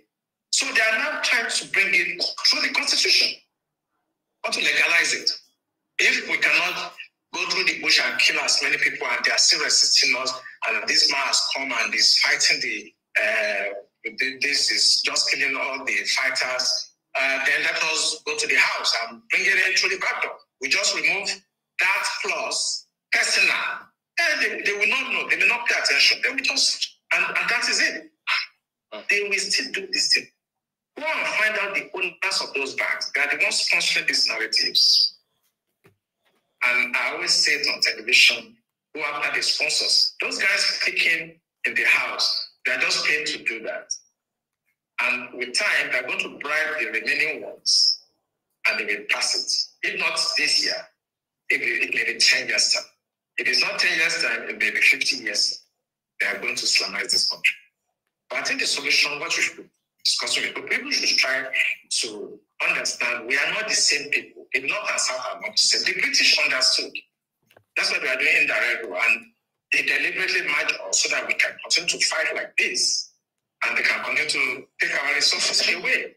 Speaking about the British, there are several theories out there in terms of all of this Chatham House moves and why our leaders always go to the West before elections. Do you think that the influence of the British about this particular matter and more is significant? Has it waned? Is it still growing? What should be done about it? No, what the British did is just like what the Belgians, the other, like the French, is the same method of giving you independence, but they know that you are not independent. Why do you go to Chatham House? Ekpa recently wanted to talk about Yoruba nation. I saw him in Britain trying to give them letter. Why do we do that? It's because they have very strong influence. Don't be deceived. British are very subtle. They're not like the French people. They're not like the Russians. Okay, they're not like the Chinese. Very subtle, very clever. They are the one that is making this happen because it benefits them. Yeah. You can't be Nigerian president if you don't get the blessing of the British. What is their benefit, though? I mean, the British benefit? Yeah. It's economy. There's no other thing. It's just to be able to take your resources. Look at Sanfara. Look at all your gold and things that are mining every day. It's not going to the CBN coffers. It's going to individuals and the British and the Arabs also that are actually orchestrating some of this Islamic thing you are seeing. Jaiz Bank, this one bank. They are external. They are sponsoring these narratives, and they are benefiting by taking the resources away because they have some foolish Nigerians that they can use to help them to cut away your uranium, your gold, your silver, and so on. That's why all the time we never get leadership right. They are the one. And I don't want to talk too much, including the United States. You cannot be president in Nigeria if they don't actually give you their blessing, including France now. France is very strong. They have very strong influence on us now. How it happened, I don't really know about the line, but the French seems to be competing. So wait, how are we dealing with all of this? If France is strong, that they have their influence on us now, what about the US and China? You know, former President Buhari we had a lot of loans from China. So all those countries have influences here. Yeah, but it's a new scramble for Nigeria. No, they are trying to strategize. But I tell people, you know, I lecture. I'm a lecturer, and I said that, you know, governance is not a rocket science. You know, you need three indices. You know, the first one, you need somebody with an intellect. Okay. The second one, you need. Wow, man. Okay, well, we lost your connection, Mr. Laomi there. Yeah. And it hasn't been easy. All right. You can get that back, but they lost his connection. I don't know if they eventually got his connection back, but that is the much we had. And I have struggled to actually, wow, I have Akbarawa. I have my minister here. This is interesting. Wow. That's interesting. That's good. I was thinking of please, if you can help me reignite the link in the what do you call it, in the Telegram, so that others can join me, because this conversation is a big one, honestly. And I've scribbled a lot of things down here. This is serious, and it's hurting me that this thing doesn't play, because my internet is very slow. So when I'm playing it, it's cracking. So I had to play it, you know, from my phone while the video is just mumbling on the other side. Well, I think we're able to get something. Hope you guys can hear me. I think we're able to listen and hear him. So some of the things we need to just talk about is, you hear the journalists. I don't know, Mazison, are you there? Hello, my minister, are you there? Okay, I think maybe when he picks up, I will see him. So we had the journalist there, you know, asking. No, I'm not rounding up. I'm just starting. I just started. Though. I know I've spent almost 1 hour, but out of this 1 hour, I have struggled with the internet for more than half an hour. So I'm just basically starting to establish my points before I will put the link for people to come in and engage. Okay. The journalist, the lady, was asking him, what are the conversations we should be having out there that will enable us to know that even though we are a secular state, yet people are discussing about Sharia and other things? What are the conversations we should be having so that as a secular state, people will be able to mind their business? You know, those that are Christians will mind their Christianity. Those that are Muslims will mind their Islam. Those that are Menala will mind their Menala and all what have you. And then the man who has a lot of experience in the Nigeria game, because he has worked with Nigeria for a long time. He has been an instrument for Nigeria, both of destruction and of whatever. He told him that forget about conversation. No matter the conversation you have, there is a game plan and they cannot stop, because the people that are benefiting, there are people benefiting and they will not stop. They will stop at nothing. They will stop at nothing. And the other guy was talking about, you know, he said, these are theories. The guy, he said, what are these theories about Britain and whatever theory? They are calling it theories. But these things are not theories. These things are reality, real reality. Because this man that is talking here, he has been through the system. He understands very well that this is a project. This is a project. And they're carrying it out. There's nothing that you will do that will stop them.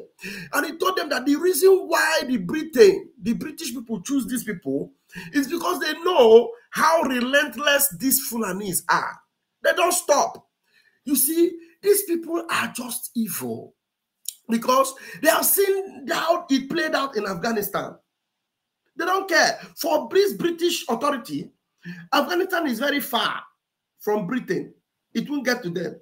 But it is so pathetic for them to think or reason that way, except maybe they have a different idea of what they are doing. Because even though they are relating within themselves that Afghanistan is so far, it happened in Afghanistan, it happened in Turkey. Turkey cannot come close to them. But look at, you see what is happening inside Britain recently. How they are burning, how they are, actually injuring British citizens inside Britain. And except that, they don't even care about the citizens of Britain, because the powers that be in Britain are actually working towards reducing the population. So even the population in Britain, if they are reduced, is okay for them. Do you understand? It's okay for them. So these things are not just, theories. These things are real. It's happening. Do you understand? And now he said that all these banks that they are talking about in this, their Sharia law, whatever. I think I have put up the link. The link is there, so anyone that wants to come in can easily come in and share their thoughts on this program. So the reason why I will be longer here will depend on how engaging we want to engage on this. But believe you me, whether or not we are in a hurry to restore Biafra, one day we are moving with the hurriness of a speed of light. Because with this, their project and this, their plans they are having, we are not going to wait. The bait that they have set with Mazi Nnamdi Kanu, it will not catch us at all. Because if Mazi Nnamdi Kanu will be alive, believe you me, if Mazi Nnamdi Kanu will be alive, it depends on what we do. Forget about all these criminals that are saying you are not doing what you are doing in the interest of Mazi Nnamdi Kanu. They are all idiots. They are all idiots. This thing has nothing to do with an individual. It has everything to do with our existence. It is an existential threat to the indigenous people of Biafra and the indigenous people of Oduduwa, the indigenous people of Arewa. Every indigenous people in that contraption, there is a threat on you. Okay, let me post the new link like mine. I think I'll be able to get the link. It's an indigenous threat. So it is not a joke or whatever. No. A heavy threat that we must be in a hurry to leave that contraption. Because if we don't leave, my brother, we will all be gone. All of us will be gone. So that is why, you see, there's nothing that anybody is doing to distract our prime minister that he's paying attention to. There's nothing anybody is doing to our prime minister that he is paying attention to. He is simply in a hurry to make sure that Biafra is restored. And whether they like it or not, the speed with which we are moving, if they like, now they have employed all the media warriors, though even those that are not in the IPOB Nigeria, all of them have been employed. There is only one person that is being attacked now. Simon Ekpa. And there's only one person that is attacking Nigeria and giving them water and stopping them from fulfilling their desired plans in Biafra land. There's only one person making sure it doesn't happen. Simon Ekpa. He's the only one that is making sure that those things doesn't happen. And he's the only one every other person is attacking. Believe you me. And whether or not he will succeed is a done deal. Believe you me, he must succeed. You know why? Because darkness can never defeat light. Nigeria is darkness, and it can never defeat light. Believe me, Nigeria is darkness, and that darkness can never defeat light. We are going to conquer every wickedness in Nigeria. We'll conquer it. Now, he continues to talk. He said, this man, the way he has converted completely. But I wonder why he still have Nigeria flag behind him in that room. He said, if Tinubu want to do anything, the best thing he will do now is to divide us. He said, why? Because he said, we are not the same people. The Yoruba man said it. He said, we are not the same people. So if there's any hope you will ever have to survive, if you are looking for new conversation, you are wasting your time. No matter your conversation, no matter your discussion, no matter your, your awareness campaign, let us create awareness. Let us stop the bill.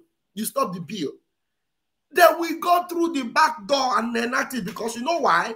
There are more in the House. There are more of them in the House of Assembly. There are more of them in the House of Senate. So you cannot stop them. And then even the Speaker of the House that was trying to stop it, but even when the nays didn't have it, he said the nays have it. At the end of the day, you know they love money, and they know that they love money. That Carlos, that deputy speaker, they're going to give him money, and he's going to accept the money they give him. And once he accepts the money they give him, they will pass the bill. They will not tell you, no, the bill doesn't mean anything. It doesn't mean that they are going to force you to believe in Islam. They will tell you it is only those that are Muslims that they will, the Sharia law will affect. It will not affect you if you are a Christian. They will not come to your own community. They will only be in their community. They will have community in your village. And then they will now be passing law in your own village. Hello? Are you listening to me? They will have community in your village. They will be passing law in your village. There were some people in my room before they've left. Please, you can come back. I'll bring you in. Yeah, Nathaniel, I can see you. They will not come to your own community. Mute yourself. Mute your device. Mute that device with which you are listening. Okay, I want to hear you. What's your contribution? Nathaniel. Nathaniel, can you hear me? Yeah, good evening, my fellow. Yes, I can hear you. Can you hear me? All right, yeah, go ahead. We can hear you. Make your own submission. Can you hear me? I can hear you. Make your submission. Yeah, I'm making my submission quite all right. And I listened very carefully to what the young man was saying. And he actually said the truth and nothing but the truth.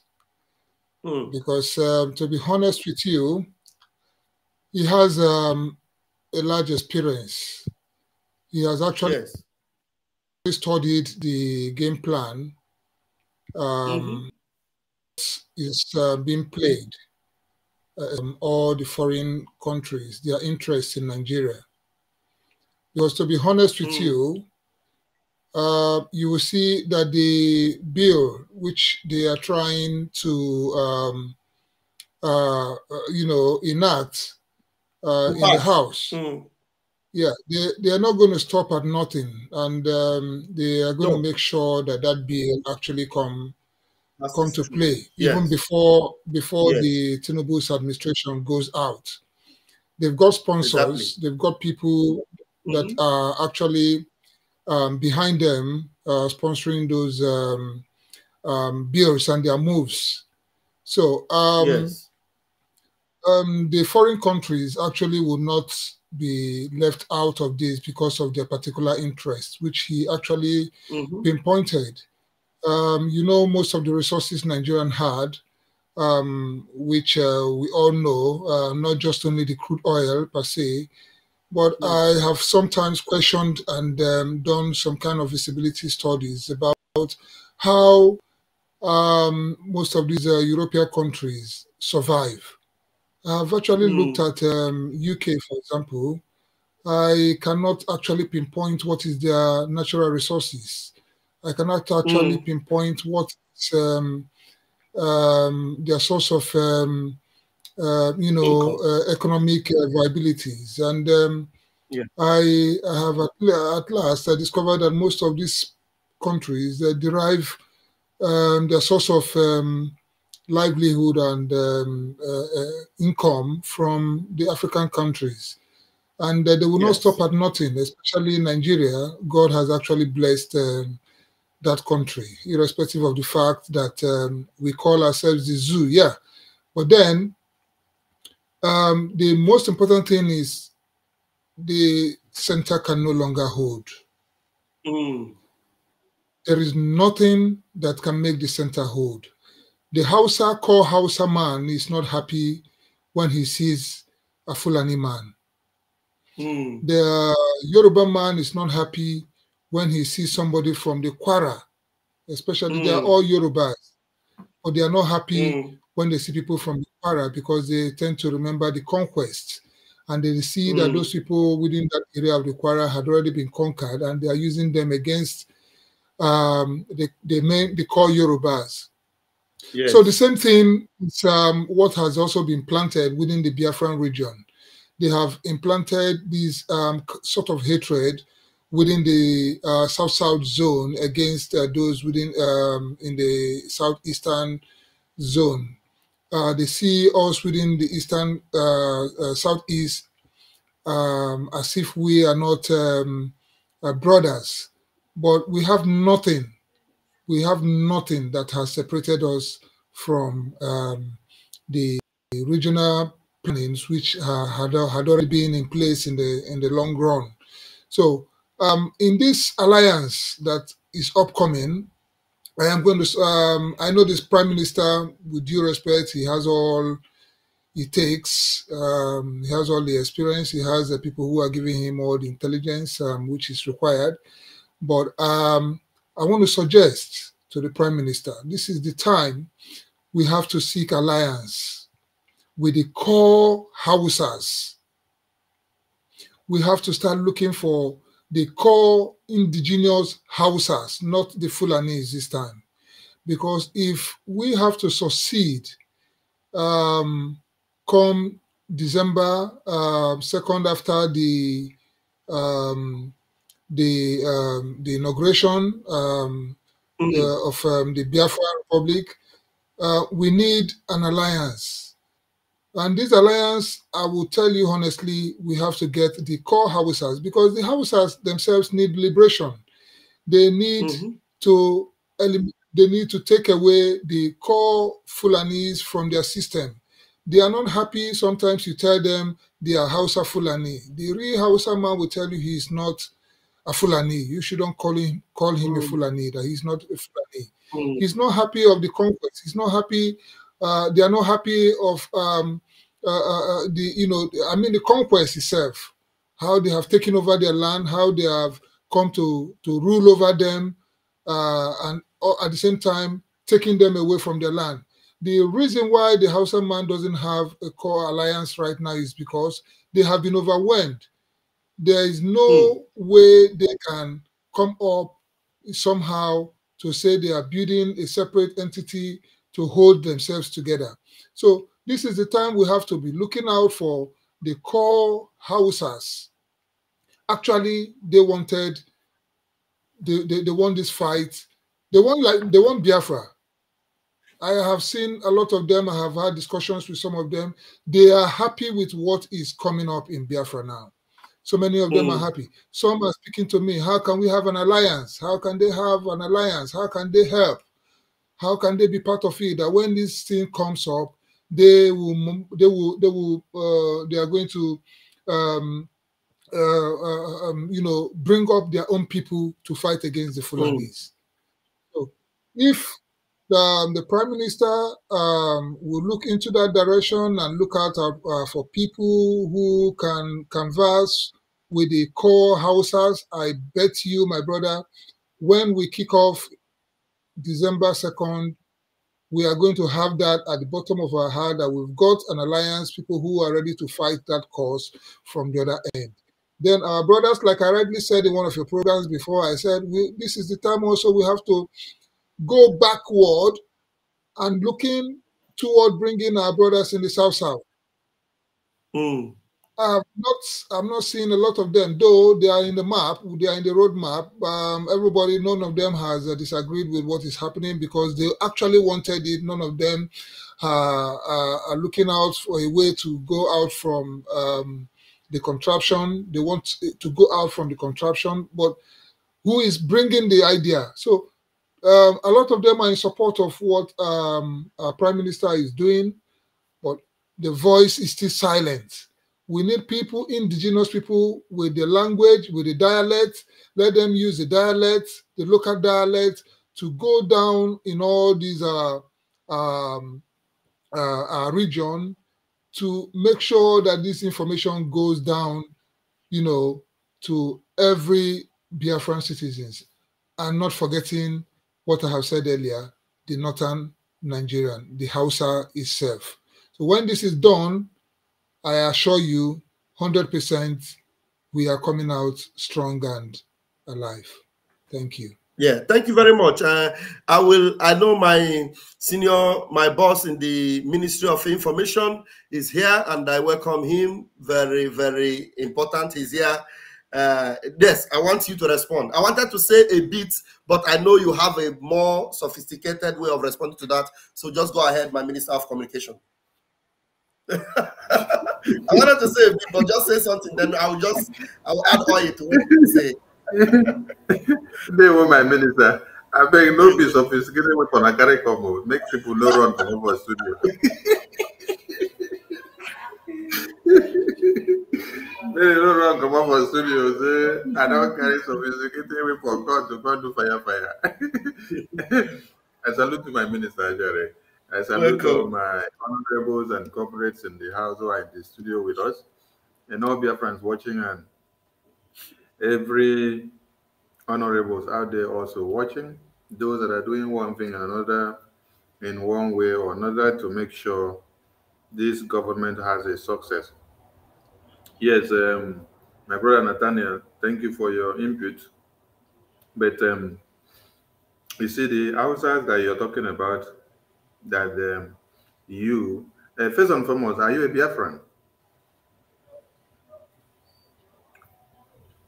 I'm a Biafran. Okay. And have you followed the Biafran government keenly? Because there are some points you made that shows that you have not followed the Biafran government keenly. Because if you followed keenly, you wouldn't be using the word the people in the South are not keen. Because when you know that you have 40 states of Biafra, these states were not created by the Prime Minister. It is the indigenous people of all the 40 states of Biafra that came together with consultations and came about the boundary commissions and came about these states being part of Biafra, talking to their fathers and their mothers and their grandfathers who had been before them, knowing their root, and then coming to the acknowledgement that they are all in one Biafra. So that we need to debunk so that people would not take that narrative that the people in the South Side as one Nigeria has acclaimed their names to be, that they are not of the know of what is happening. No, they are off. They are off. And the person that is even speaking to you, I may be from Upper Kogi or Lower Kogi. You may not even know. Minister Ajare may be from Delta or Calabari. You don't even know. So when you say we are not killing, it's a slap to the people that are actually working. They that made up the 40 state of Bafra, and they wouldn't take it from you. So they are all in it. Yes, the government incorporates of all the 40 states of Biafra. And when you made a point of going to seek allegiance with the Hausa people, you shouldn't be so concerned about looking for those inside Nigeria now to go and make allegiances. What you need is international recognition. You have already gotten the mandate of your people. When you are going for independence, or the powers that you have as a government in exile is deposited in one, the consent of the people that you are fighting for, which is the 100% of Biafran that have already given us the vote through the referendum. We've gotten that. The next is international recognition from international countries. And we need not have every state or nations or countries to support us. We need few that will put their hands on the paper, and then things are moving. Like when you saw that what Nigeria brought a tactics of importing terrorists to Biafra land in the name of bringing internally displaced people from the area where what Nigerian terrorists have ravaged and destroyed. They were not actually going to bring internally displaced persons. They were actually going to bring human shields, terrorists, that they will come and then start taking their ground small. Just like they came with Ruga, they will enter, they take the lands. In the midnight, when you and I have gone to do buying and selling, listen, we the Biafran people, we are very good at commerce. In the daytime, we will go and do buying and selling, struggle and then make ends meet. We come back in the night, we are tired. We want to relax and sleep. We don't go and look for somebody's trouble. But that is when the Fulani terrorists that you gave land will wake up in the night and start going around to slaughter people. When you wake up in the morning, you see that babies have been slaughtered, children have been slaughtered, and everybody have been slaughtered, which is what necessitated the existence of Eastern Security Network. Which, because of that, so that we can protect our women and children from being slaughtered, they decided to kidnap Mazi Nnamdi Kanu.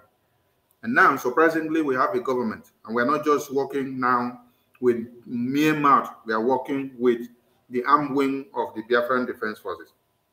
So you don't go and look for people that you know you have endangered species inside of them. And their lands have already been taken over, and they are even crying and telling you that the Fulanis have taken you over. Which Hausa man will you go and start telling him, come and stand with me now? That you will know that it's a real Hausa man. 95% of the blood has been infiltrated by Fulani terrorists. The takeover of the Lauren Empire and the takeover of the part of the north, where you have Sultan, who are the ones in charge? It's the Fulanis. Those people are vulnerable. They are crying. It is when Biafra stands and restored that you will now start looking for those that are coming to seek your help, and then you give them helping hands. It is not now that your hand and your house is on fire. Instead of you to quench your house fire first, you want to go and start looking for people to start helping. No, it is not time for that. Secure our women and children first, our men and babies, protect Biafra land first, restore Biafra.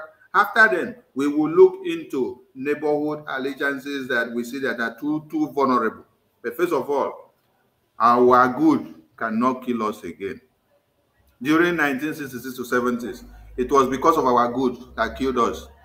The coup of January 15, 1966 was not to save us, the Ndi Igbos, or to save us, the Biafran people. No. It was to save the Yoruba people and the Middle Beltans. Listen very well, oh. We were not endangered before that time. The people that were so severely endangered before that time was the Yoruba people and the Middle Beltans, which they were slaughtering them on a daily basis. But the gallant men of our extract and some few of the Yoruba extract and even some of the Northern extract, they came together to say, let us make sure we carry out a coup to stop this thing. But along the line, since they saw that the goodness and mercy of the Biafran people that were in the military of one Nigeria have been seen in overmuch manner, they decided to turn the barrel of gun to the Biafran people, and then we then became vulnerable because of what? Our good that we were putting first, the problems of other people in our own hands. So they now decided to capitalize on that to turn the barrel of gun to us. So in this very dispensation, secure your family first. Protect your women and children first. After you have done that and shield them very well, we will look for people that are seeking for our help. You have a point. You have a point in that. So I totally agree with you in that regard. You have a good point here. So I totally agree with you on that point. And,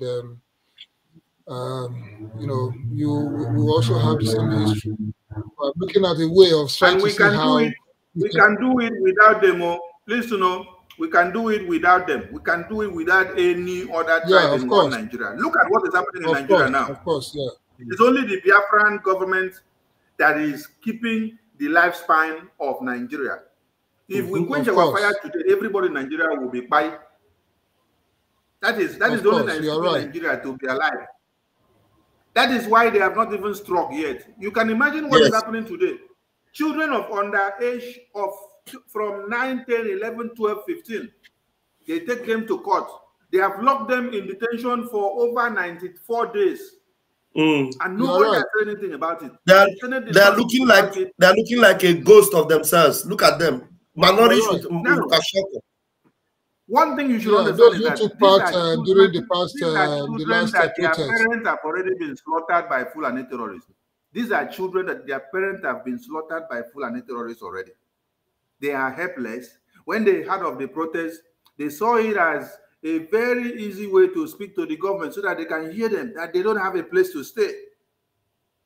So coming to the street now to come and start speaking, they now added more sorrow to them. How can you arrest children of age 9 to 15 and then you lock them up for over 94 days and then you're charging them with treason and you're telling me that they are trying to overthrow the government? Children of 9, 10 to 15. You can imagine how many of them that have died already in that their detention camp. How many of them that during the protest, they shot some of them dead now. They killed some of them during the protest. So these are just the remnants that have survived. Now, Nigerian government get mine, no? How can you even get mine to detain a minor for over 94 days?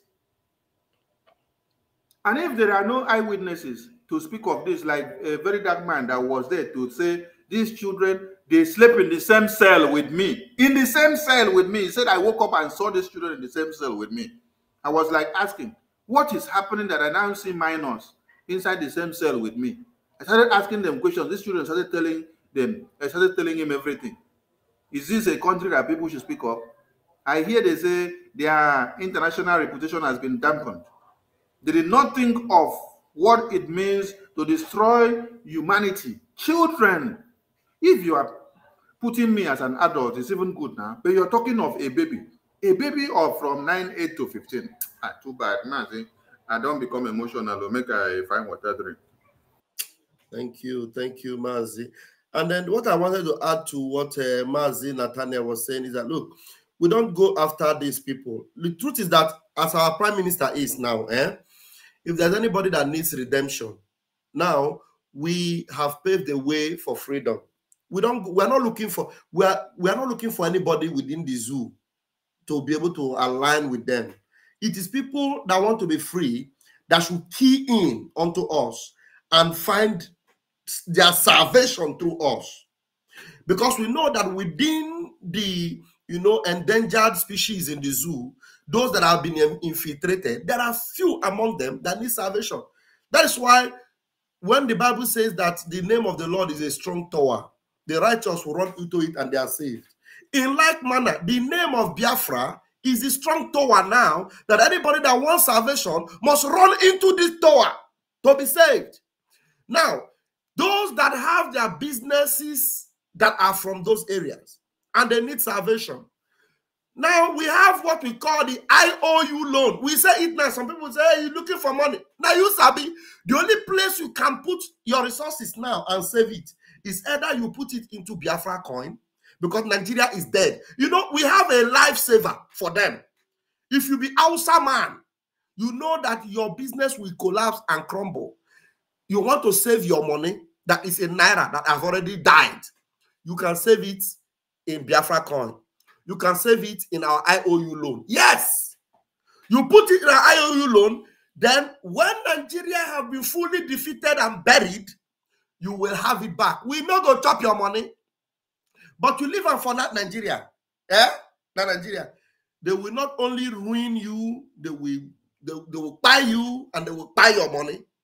So the only place you will save your resources for your unborn children or for the children that are those of them that will still survive after everything is either you put it in IOU loan or you put it in Biafra coin.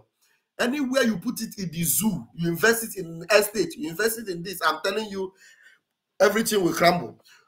The video I showed recently, of which the video is still there on my prime minister's Twitter handle, the guy that interviewed the northern guy, that northern Christian that invited Fulani men to help him work in Abuja, he's a northerner. But because he was a Christian, and the fact is that if you are a Christian living in the north, what they are doing now is that they are systematically taking out the Christians that are well-to-do. Or even if you are a Muslim and you are not Fulani and you don't align with their own system and you are well-to-do, they are strategically collecting their data and then they are strategically deleting them. And when they are deleting you, my minister, if by chance, let them know that these children that they arraign in court and detained for over 94 days, that they are not Fulani children. Okay. They are not Fulani children. Let them know, because if they were Fulani children, they will not be there. These are non-Fulani children. They will not be there. Northerners, but non-Fulani. They will not be there. You understand? And these children, so if you these children could be children that were just raided during the time of that protest, because I could remember during the time of that protest, a lot of children came out on the streets. Some were carrying different flags, and I think they said they were carrying the Russian flags and so on and so forth. So the main people that were seen within that period had gone, but these ones were just the people they could just lay hold on, and they picked all of them, you know, took all of them and kept them inside. They're not even in the main prison. They've not been tried. Some are still in the police cell. Some are still in some police cell. Most of them have not gone to the prison. Very few of them that they were gathered together and tried and are still going to court are those that were kept on their waiting trial. While some of them were still kept in some of the police, what do you call it, the police custody. So not all of them had been fully tried or in the process of still going to court. Just very few of those that had been selectively taken out were those that have said that these ones are to be tried on treasonable felony. You see, so under United Nations Act, it is criminal offense to keep children who are minors in custody. So I think whatever they think they are doing, they don't know they are still nailing themselves to the ground. So eventually, when all these things will come up, United Nations will actually have room to say, Nigeria, we told you. Nnamdi Kanu was held even after the court had said discharge him. You still held him. So many other Biafran agitators that have been held in different captivity camps. Many of them had been discharged by court, but yet they are still holding them. So why are they still keeping these people? So they are going against the fundamental right of those individuals that had been held in every of these custodies. Now they are adding up these children. By the time that video will now go fully viral and submitted into the table of the United Nations, I'm telling you, this is still going to be another indictment against Nigeria. So they keep nailing themselves and they keep haunting themselves. So how do they let care? them keep on. Let them keep on. Yeah. The fact is that they don't care. And the one that concerns us, and which is the reason why I'm here tonight, is why are we in a hurry? Why is our Prime Minister in a hurry to make sure that we redeclare Biafra and we move out completely of the zoo? Because you see, I have established it and I want to get the opinion of my boss, my senior minister here right now. Why must we be in a hurry to make sure we don't delay? Because some people will say, hey, there's a way it is being done. We have to wait for people to approve it. United Nations must approve it. United Nations must do this. But we have a date and we are moving very fast. We have a referendum that the numbers required, we have even surpassed, and we are moving with speed. Please, my senior minister, why can you explain to us why our PM is not slowing down and is moving with such a speed and is in a hurry to make sure that this thing will finish quick so that we'll enter Biafra? Because look at the bait they have put before us. They put Mazi Nnamdi Kanu as a bait. You must wait. They want us to wait for Mazi Nnamdi Kanu to be released. Someone say, you are not talking about Mazi Nnamdi Kanu release. You are talking about this declaration of Biafra. Must we declare Biafra without Mazi Nnamdi Kanu release? Because they thought we are morons and fools. We must wait for Mazi Nnamdi Kanu before declaration. Can you tell them to understand the reason why we cannot wait, and we are, in fact, if there's a way to even push it closer, we will put, okay, my minister don't come out. I wanted him to give his opinion. So if there is any need for us to even declare it, like our prime minister said, there is a video of a dog that our prime minister posted there. The dog that was going round and round. Let me see if I can, even we don't need audio in that video. I'll bring it so that you know. Once you are targeting, you target your time, target it. Once you know you are ready, you move. So, my minister, please, if you have something to say, say it while I bring that video of this this very smart animal that knows that time is of essence. And when you have the time to take that action, you don't need to wait anymore. You will just move. That is why we are in a hurry. Pastor, if you have something to say on that, the reason why we are in a hurry, and we're not slowing down. Yes, Prime Minister, we definitely have every antidote for every poison that one Nigeria has planted for long now. Number one is that it is long overdue for us to allow Nigerian terrorist government to continue to massacre and destroy lives and properties before we come and say, oh, it is time. No. So the Prime Minister understands all this, that Biafrans have been slaughtered enough. So it was long overdue to have declared the restoration of that independence which our eternal leader, General Ojukwu, did before. So it is long overdue, because if you now check, since the end of the genocidal war, where you had of the 3R, restitution, reconciliation, and reconstruction, you have not seen those 3 R's playing out. That is one failure. So that is one. Then since then, they deceive our eternal leader that he should come and join Nigerian political party. He should come and contest election, and that they will make him to be president as a way of reassuring Biafrans after our lost territory to them, or after our lost quest of the restoration of independence to them. They made our eternal leader to run for election for 3 times. I want to ask people, how many tenures do they have, and how many years of tenure is done in Nigerian presidential seat? It is 4 years, right? And then they made him to contest for 3 times. So that is first 4 years, second 4 years, the third one. How many years is that? 12 years. 12 years.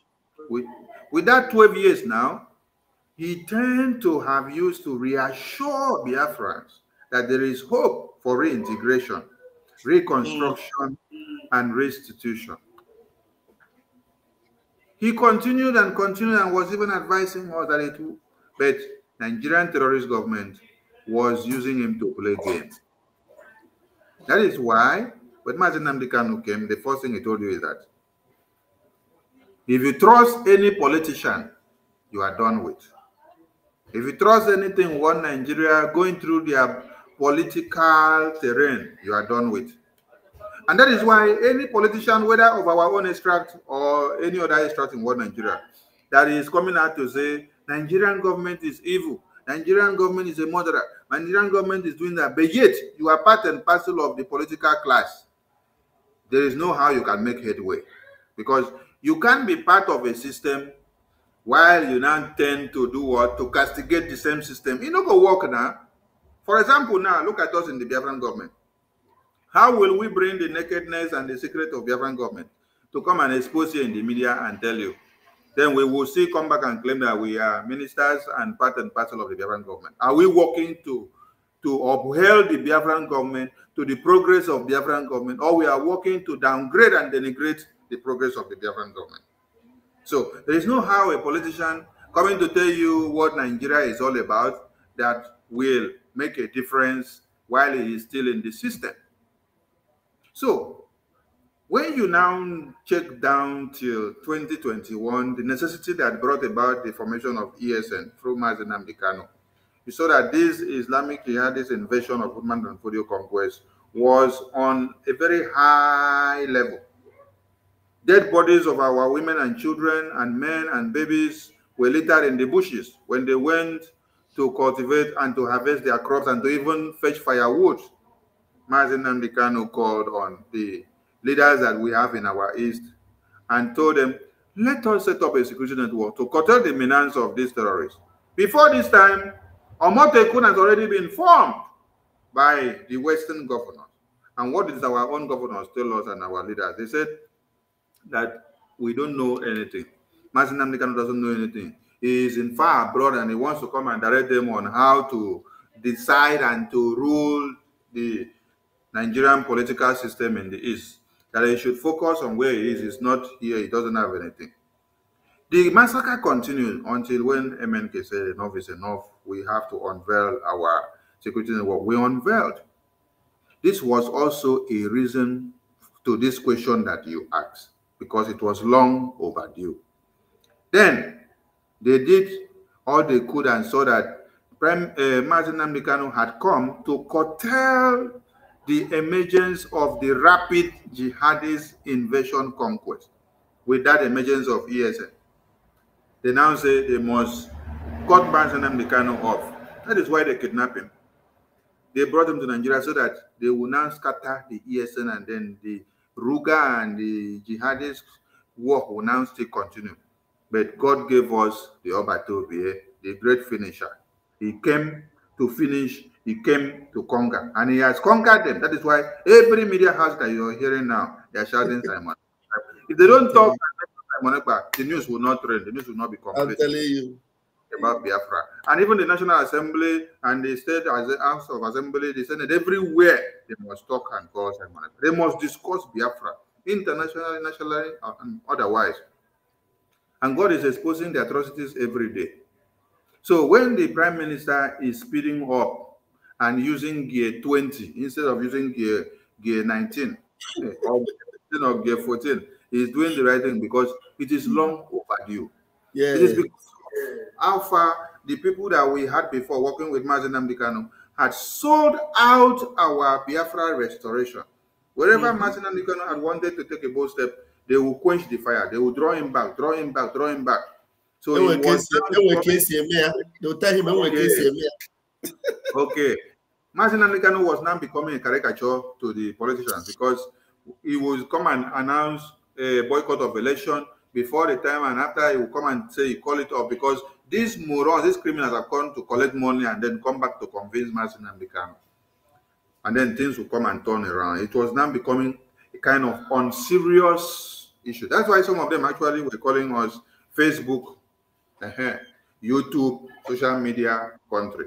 Because when we took decision before, we did not stand on it to the very end. But since the Prime Minister came, when he said no election in Anambra, that was the beginning of it to the end. When we said no 2023 election, that was the beginning of it to the end.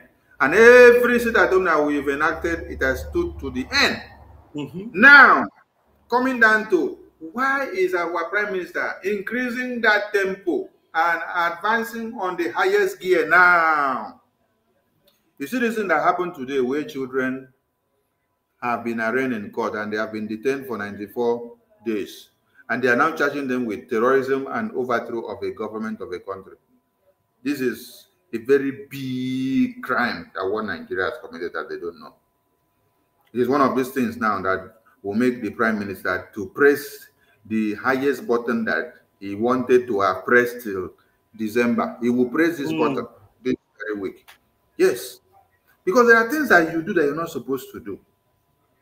Biafrans have been slaughtered and massacred. Now, the Prime Minister has put everything in place, all the template and all the arms of government are there. And international engagement on political and diplomatic is ongoing through the lobbies, offices, and going to everywhere you can see the work of the Prime Minister and the Biafran government. So what is left for us to see? And there is a very big package that is going to happen in the convention in Finland. I pray that God give all of us that are in Africa the visa to be there in time and to watch from beginning to the end, because it's going to be a big bomb, I tell you. So a lot is going to happen. So what people could not do in 15 years past is what the Prime Minister is doing in 3 years. In 3 years. Yes. In 3 years. That is why he has every reason to press on the highest speed that people have not pressed before. Yes. You should press so. You can't do something the same way that others have done for many years and you expect to get a different result. Not possible. So he has to press on a gear that people have not pressed before, activate buttons that they have not activated before, use a pattern and style that they have not used before, combine multi-dimensional approaches. So if you're using multi-dimensional approaches whereby you are dancing and then smiling, Zoo Nigeria are going into confusion. Before they sleep and wake up, they hear one bomb in Enugu. They would think that it is only Enugu. They start running to Enugu. You now distract them. You go to Delta. They will start going to Delta. You distract them. You come to Obinze. They will come to Obinze. You distract them. Go to Atabon.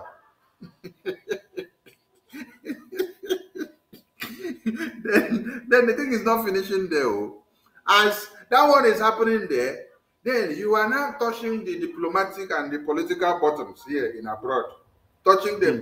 So anything you do in the homeland, you are putting it open to the international bodies and say, this is how far we are going to delegitimize the existence of these terrorists in Biafra land. And people are seeing it. So my brother, the Prime Minister has every right to activate every button. Because the video you played before, that the Islamic jihadist conquest, invasion, and for them to press the button is long overdue. So as their button is long overdue because the Biafran people have truncated their button long time. So it is of essence that the Prime Minister press the highest speed now so that it will crash everything. See, if we don't press that button now, if Prime Minister don't exercise on this gear that he's using now, I tell you that you wouldn't even see these children that they are in court for you to see. They would have killed these children and say that they died of one disease. How many times have you seen that they say children are dying of diseases in the far north? Have they told you what caused the disease? They have not told you. They kill some of these children and they come back and tell you they die of diseases. These are children that they kidnap like this and arrest like this and lock them up. They come back and say they die of diseases. Some they use them as testing species for new vaccines that the West will do. They use chemical to test on them because they don't have somebody to speak for them. This is how far and the reason why we must press this button. Thank you, my minister. Wow, thank you so much. Thank you so much. So I thank Biafrans that joined us today, and I believe the message has been passed across actually, because the reason why I actually came is to let you know that no matter their determination to bring about their Islamic state. Thank you, Nathaniel. Thank you for joining us. I don't know if you have a closing remark, you can bring it now because I'm going to close. We're going to close it now. And no matter their determination to bring their Islamic states to Nigeria, we don't care. We have already severed our ties with Nigeria. And the evidence is showing because the government of Biafra in exile is active. The de facto government in homeland is active. And with our referendum that has been conducted and is still ongoing until this very month. This very month is the last time for this referendum, the vote, until this month and before the result is called.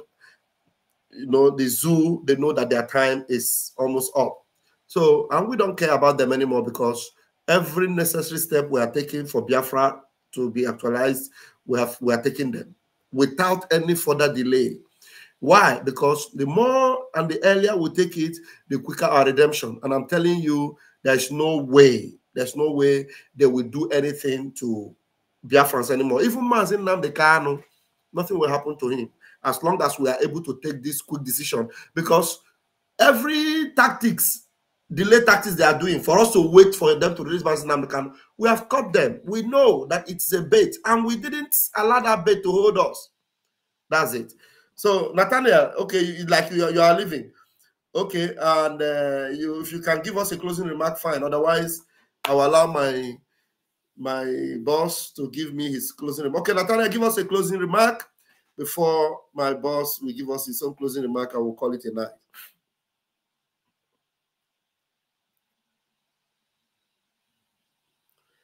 Nathaniel, I don't know if you heard me.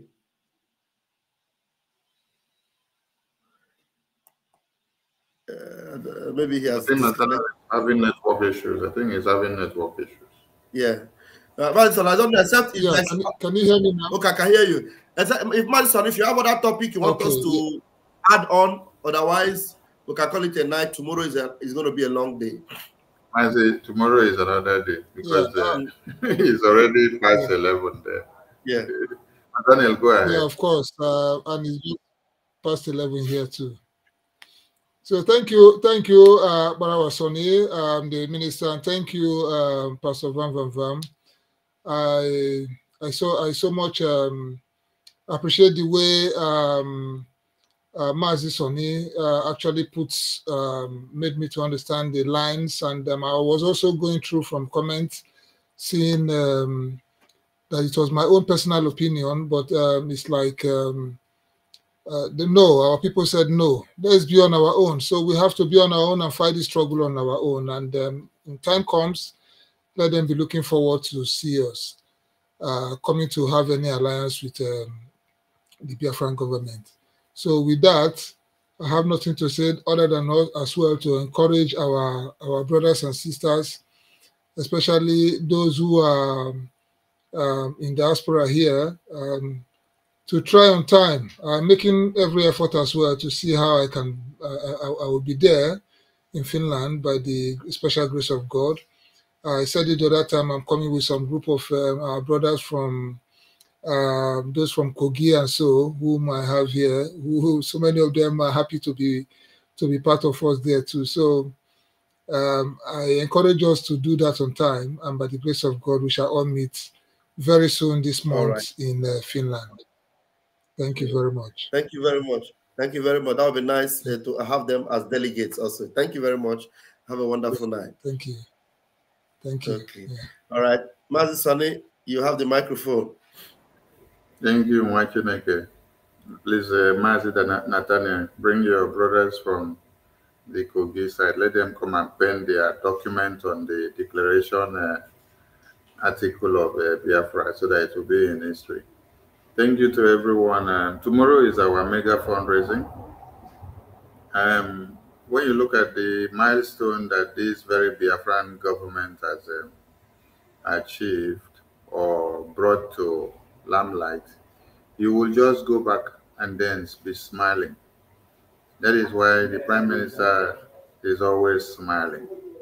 Yes, because within 3 years, the level and the landscape he has covered is unimaginable, unbelievable. I can't open my mouth and say, all these things achieved in 3 years? Some are not even up to 3 years. Some are done in months. Some are done in months. This is somebody they said was a COVID-19 agitator. A COVID-19 agitator has come to surpass people that were around since the time of Abacha. I'm telling you. Hey, God, thank you. Thank you for making us to be amongst the people that are seeing the restoration of this Biafra under our Prime Minister.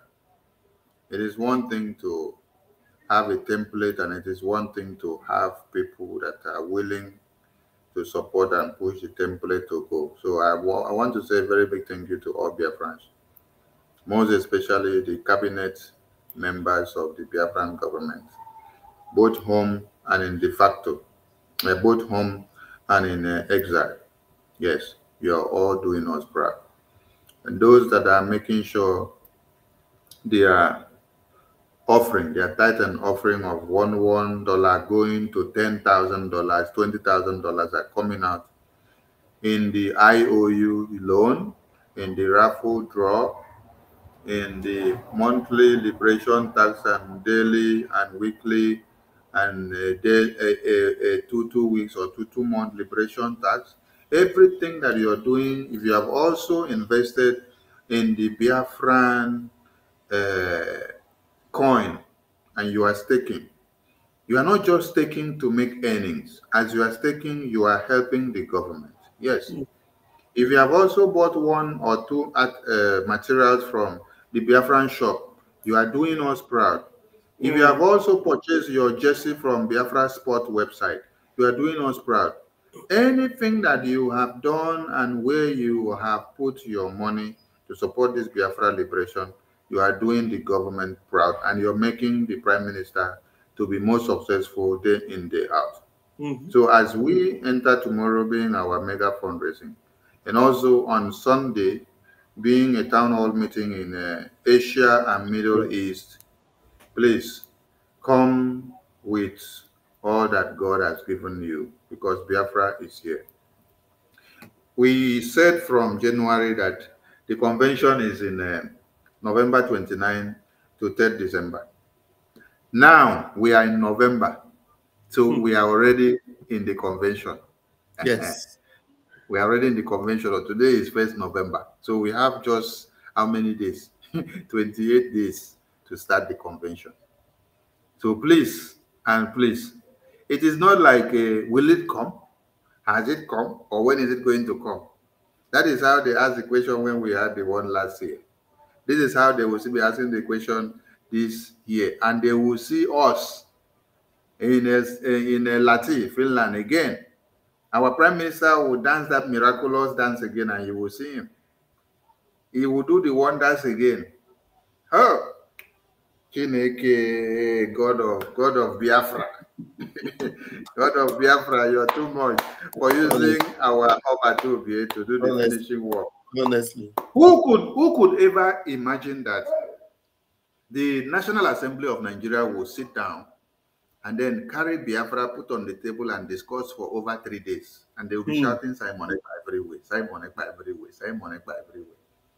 When they kidnapped Mazi Nnamdi Kanu, or before the plan of the kidnap, they did not come to House of Assembly and National Assembly to discuss and to talk for all of you to hear. After Mazi Nnamdi Kanu was kidnapped now, tortured, and they killed him, and then he passed out, and then he came back alive, they brought him to Nigeria. Simon Ekpa has prepared Akamu for them, and then they drown the Akamu, and they are all for meeting inside the National Assembly. Imagine that they now put Simon Ekpa and Biafra on the table, and they are shouting, Simon Ekpa, Mr. Speaker, Mr. Senate President, if we don't do something, this Simon Ekpa will end up convincing every Nigerian to turn their back on Nigerian government. They will devaluate the existence of the government. Mr. Speaker, we have to do something. Mr. Senate President, we have to do something. Senator Kwabio will say, point of order, Mr. Speaker. It is not enough that all of you will come to the Senate, come to Abuja, collect votes, collect your salary, and then you go back to your constituency, and then you see, go back and sit at home and obey Simon Ekpa. At times, when I listen to Ababio, I say, this Ababio, na idiot. I'm telling you. You see, the way Akpabio go rush seek asylum for Biafra, also because when this thing will happen, some of them will still be in Abuja, and by the time it will be declared, that's when Akpabio will remember that his village is inside Biafra. All these idiots, they make me laugh. And they are doing this Fulanis shege in the National Assembly. And Kalu is doing the another shege in the other side. They will bring one bill to promote Sharia. Akpabio will clamp down on the bill. Kalu also will clamp down on the bill. When I look at this now, I just laugh and say, what kind of people? It was very obvious that the years have it. For Koro, he said the nurse have it. They don't like a gum.